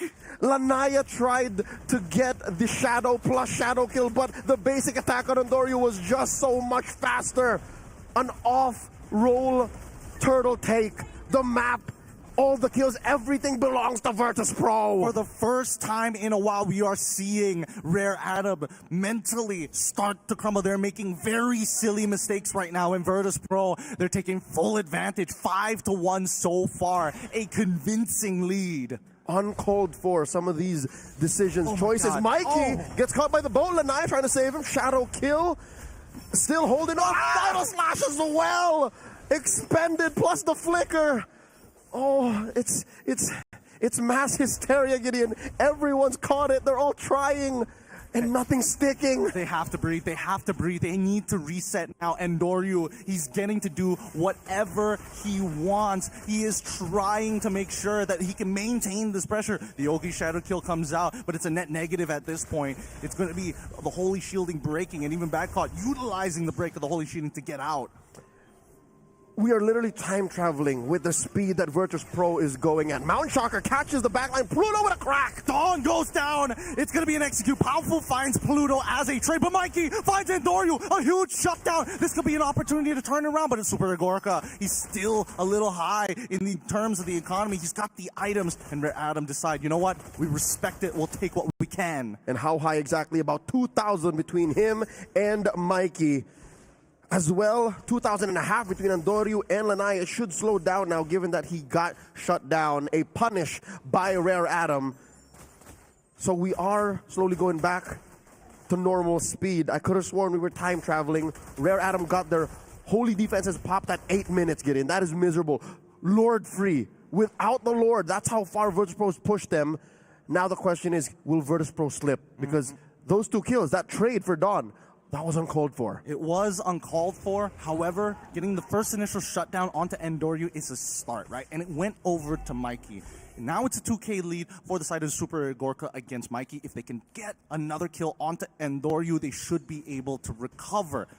You're right. It's still a grocery list of things to do to get the comeback. Dawn's flushed out of that river brush. Cat9 stops him. Powerful picked off. And now the conceal comes on out. Cat9's got nothing else. Final slash comes out. Oh, wait, hold on. The RNG might fall in his favor as Cat9 almost taking out Super Gorka. And Dawn, he tries to chase it. He tries to go for the kill, but it's not enough. Even the SOD, nowhere remotely close. Boulevard is going to take him out. That's 3-0. As shoddy as Rare Atom's decision-making is, Virtus.pro ever so sharp, as if it was still day one of the wildcard, as if they just woke up at instant replay. Once more, check it out. They caught Powerful first, and they dismantled everything. But my Pickens here. My commendations go over to Super Gorka. He could have just kept firing, but Dawn popped the vengeance. If Super Gorka kept on firing, he would have died. He would have been in a lot of trouble. But at this point, now with the Lord in their hands, with a lead looking immense, 7K ahead for Virtus.pro, we now need to talk about the wave clear, because right now the only person who can clear the waves effectively is Mikey and maintain that trinity. And that's what's miserable about the situation. That's what makes it look so grim for Rare Atom right now. Mikey, yes, has decent wave clear, but he has to position himself very specifically to pierce through. And that means putting himself within range of Virtus.pro CC, of Virtus.pro's engagements. Rare Atom, they can't rely on Paufu. He's about to get caught here. That is the traction being thrown out and the Lord wailing away. Mid lane gets pierced. Oh, final slash going on towards Pluto. They find him. All right, they're trying to turn this around. Lanaya on top, but Andoryu takes him out with the Traceless. A single auto attack cutting Lanaya in half. Weapons of mass destruction in the hands of Andoryu here. There's way too much burst. Dawn holding on for dear life, trying to clear this wave. They successfully keep bottom lane inhibitor. Well, there's another wave though. Super Gorka, he could try to make something happen. SOD comes out. He's not going to take it. It'd be too wild. Don't. Virtus.pro, they're like, don't worry, we still have the lead, dude. We are in the perfect position. First Lord, we already got an inhibitor. We're almost at the 10k gold lead. One more Lord, we finally get to write on your tombstone. Virtus.pro mere minutes away from claiming their own key to join the group stage of MSC here at EWC. Rare Atom, they are clawing their way into a more, how do I say, contestable spot. Paufu built himself a Bloodwing, so he will be less burstable, more than he was here towards the purple side of the jungle earlier. Mikey has his Malefic gun. I don't know if that's enough. Again, it keeps you safer, but does that really push you over the top when it comes to damage? Well, it may not necessarily push you over the top, but if the fight continues to go the way that we've seen it, if the fight drags out, Rare Atom has a chance. It's more of a not lose than a we win. So they're several steps away from turning this around on Virtus.pro. Virtus.pro still clearly in control, up by about 8,000 gold, and they're playing for the Lord. Best case, worst case scenario, right? Best case scenario for Rare Atom, they somehow steal away the Lord without losing anybody. Worst case scenario, they get the Lord, even if they have nobody get traded from the side of Rare Atom. It is almost a guaranteed losing scenario. And stealing the Lord, as awesome as it may sound for all the Chinese fans watching, those who are roaring and hoping that Rare Atom could still turn this around, is impossible given the Mountain Shocker. You can't just plant Lanai in a random bush nearby and quad shadow to a Retribution steal. It's not going to happen, not on Andoryu's watch. And he does take it, building a Brute Force breastplate, allowing for himself to be a little more sustainable in these fights. Rare Atom have to defend. Oh my goodness, the Lord Secure Insurance. They've got everything thought of here. Virtus.pro looking to try and close this game out. Lanaya, what a dangerous position. Boulevard, wait. Bato can save him. Can he do it? Is he going to jump for it? No. He's going to hold back on this one. He might look to try and proxy that top wave. However, the Lord is starting to move down on that mid inhibitor, and Virtus.pro don't mind a traditional 5v5. It's going to be Pluto who initiates and goes right on top of Dawn. The final slash does come through. There's the boat thrown out. The answer, Bulber's down. Doryu, he's gone now with the traceless. Mikey needs to try his best. Clear that wave. Clear that. Lord Pluto is the next to fall. They're holding strong. He has to make the play, and Mikey does. Takes the SOD. Turns this around. Rare Atom successfully trading Cat9 for Boulevard and Pluto, kicking Virtus.pro out of their base. It's not over till it's over. Beautiful play coming in from Rare Atom. That was the push and pull that we were hoping for. And Cat9, despite the odds, will have the courage, the bravery to say no, not yet. He has nothing to lose. He's died 5 times, a majority of this in the early game. But now at 14 minutes, with the enemies at the gates, nay, the enemies in your house, you throw all caution to the wind. And right now, his life was more than worth it. Looking at Mikey again, I'd say he was the hero of the situation because he was the one who single-handedly threatened the wipeout on Virtus.pro. Mountain Shocker, Virtus.pro wants to end this. They catch Cat9, but there's way too much range. No. They're not going to do this. RA, there's no point in fighting. There is nothing to obtain on the map. You want to get gold, but naturally, if you just wait until the Lord comes, you will naturally hit the 42k mark just by letting the waves come to you. So patience and understanding the dance. That is where Virtus.pro needs to understand Rare Atom is coming from. That is another point of attack Rare Atom can come from. And I don't think Rare Atom can afford another base fight. So yes, I'm with you. As risky as it sounds, clear the waves and contest. That's it. Like, that's all they need. You live and die on that hill, man. You contest even if you're down 8k. You got it. You just got to try. But now, here's the next part of the puzzle, right? As much as Virtus.pro is ahead, they have the extra gold. And that extra gold can mean one of two things. One, completed items, and more importantly, situational items for those who are ahead. And Doryu, Winds of Nature, switching into a Winter Crown could turn the tide. Same goes for Boulevard as well. Looking at the damage profile from the side of Rare Atom, it's really the final slash that makes the difference. The fact that Virtus.pro are about 2 or 3 tax brackets ahead of Rare Atom makes a difference. You're right. Super Gorka, I didn't even see if he's rocking a Wind of Nature because that'll totally nullify Lanaya and Mikey's threats. And aren't those the real threats? Because Powerful's more utility now. Powerful's more of a threat to Pluto and Bad Caught. They start up the Lord. They flush Dawn out of that wide brush. Lanaya spotted here. He's still holding his ground. I mean, Cat 9 is trying to look for space. Traction Pulse being thrown out. SOD connects. Where are they going to go for with this? They try, and Doryu secures it no matter what. Pluto stops Lanaya from the entry. And now Dawn, he can take the damage 4 days here, but the Lord is in the hands of Virtus.pro. We now are seeing core items being complete for the side of Rare Atom. 43k. That's what they were looking for. But Mikey, oh, he's got the Winds of Nature and the Rose Gold Meteor. He sold his boots. I thought he only got one of them. All right, almost a mirror build between these two marksmen. They are the linchpins of this strat. Again, say what you will about Boulevard dealing wonton damage to the front lines of Rare Atom. He has his Wind of Nature on the way. It really is on Super Igorica. It is on Doryu to be the artillery here to wipe out Rare Atom because, truth be told, besides Mikey, who else is free from the physical damage that Virtus.pro is dishing out? It's Boulevard who's only really dealing magic. He's there for more cleanup. Cat 9 pushing Bad Caught out. Dawn holding on. He does have his vengeance. Both thrown out. Beautiful. Look at the way that they're playing this. Yes, this is what we need to see from Rare Atom. Powerful, he's got the damage with the glowing wand. And now they pull out Pluto, forcing his flicker. Now with Yogi Shadow Kill picks him up. Powerful secures the kill. Lanaya is out. And a successful base defense for Rare Atom for the 3rd time in a row. Patience is a virtue that Rare Atom exemplified in these last moments. They're forcing the game to go the distance. We're approaching the 18-minute mark, and Rare Atom are ever more a threat than they ever were this whole game. And now they're looking for plays. Concealed by Cat 9, spotted by the Mountain Shocker. Bad Caught still here, holding on to his kit, and there's the boat thrown out. Oh, this is not a fight I think Virtus.pro wants. They don't have Pluto. Yep, Bad Caught, he's going to get pulled back in Dawn. He can do this for days. He can absorb the damage. He finally has all the items he was looking for, and then File Slash comes through. Backline getting attacked, forcing out the Winds of Nature as Mikey takes out Bad Caught, and now Mikey SOD makes the play. Winds of Nature comes out. It's too late. Pluto is able to hold him to the ground. Dawn the next to fall, and Virtus.pro finally find 2 for 1 in trade. As good as it is to find Boulevard, they failed to put the nail in the coffin and shut him down. Bad Caught, his life, oh so precious, worth it to trade for Dawn and Mikey. Gideon, something tells me Virtus.pro can smell victory. No. I'm thinking they're going for the end game. They're going to try. Turtle Boat not going to be used. Forces out the Quad Shadows from Lanaya's side.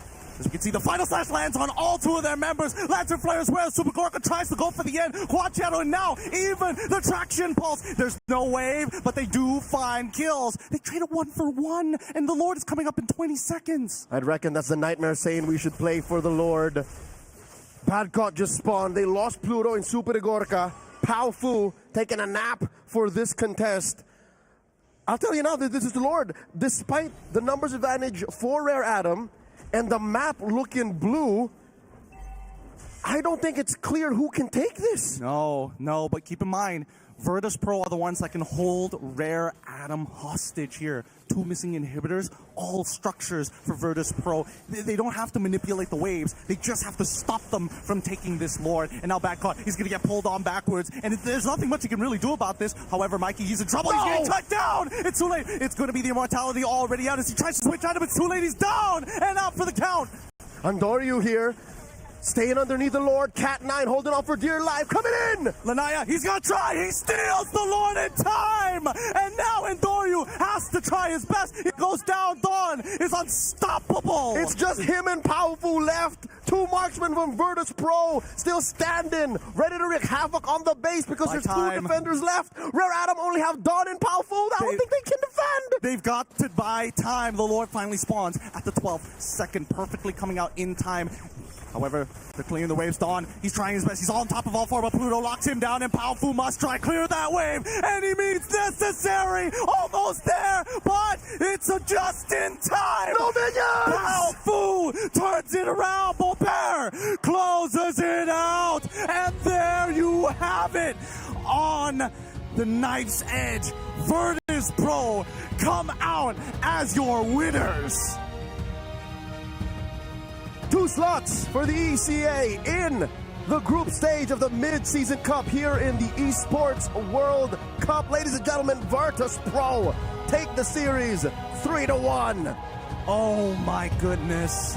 What a game that was. What a finale. What a finish here for the wild cards. Getting as close as it was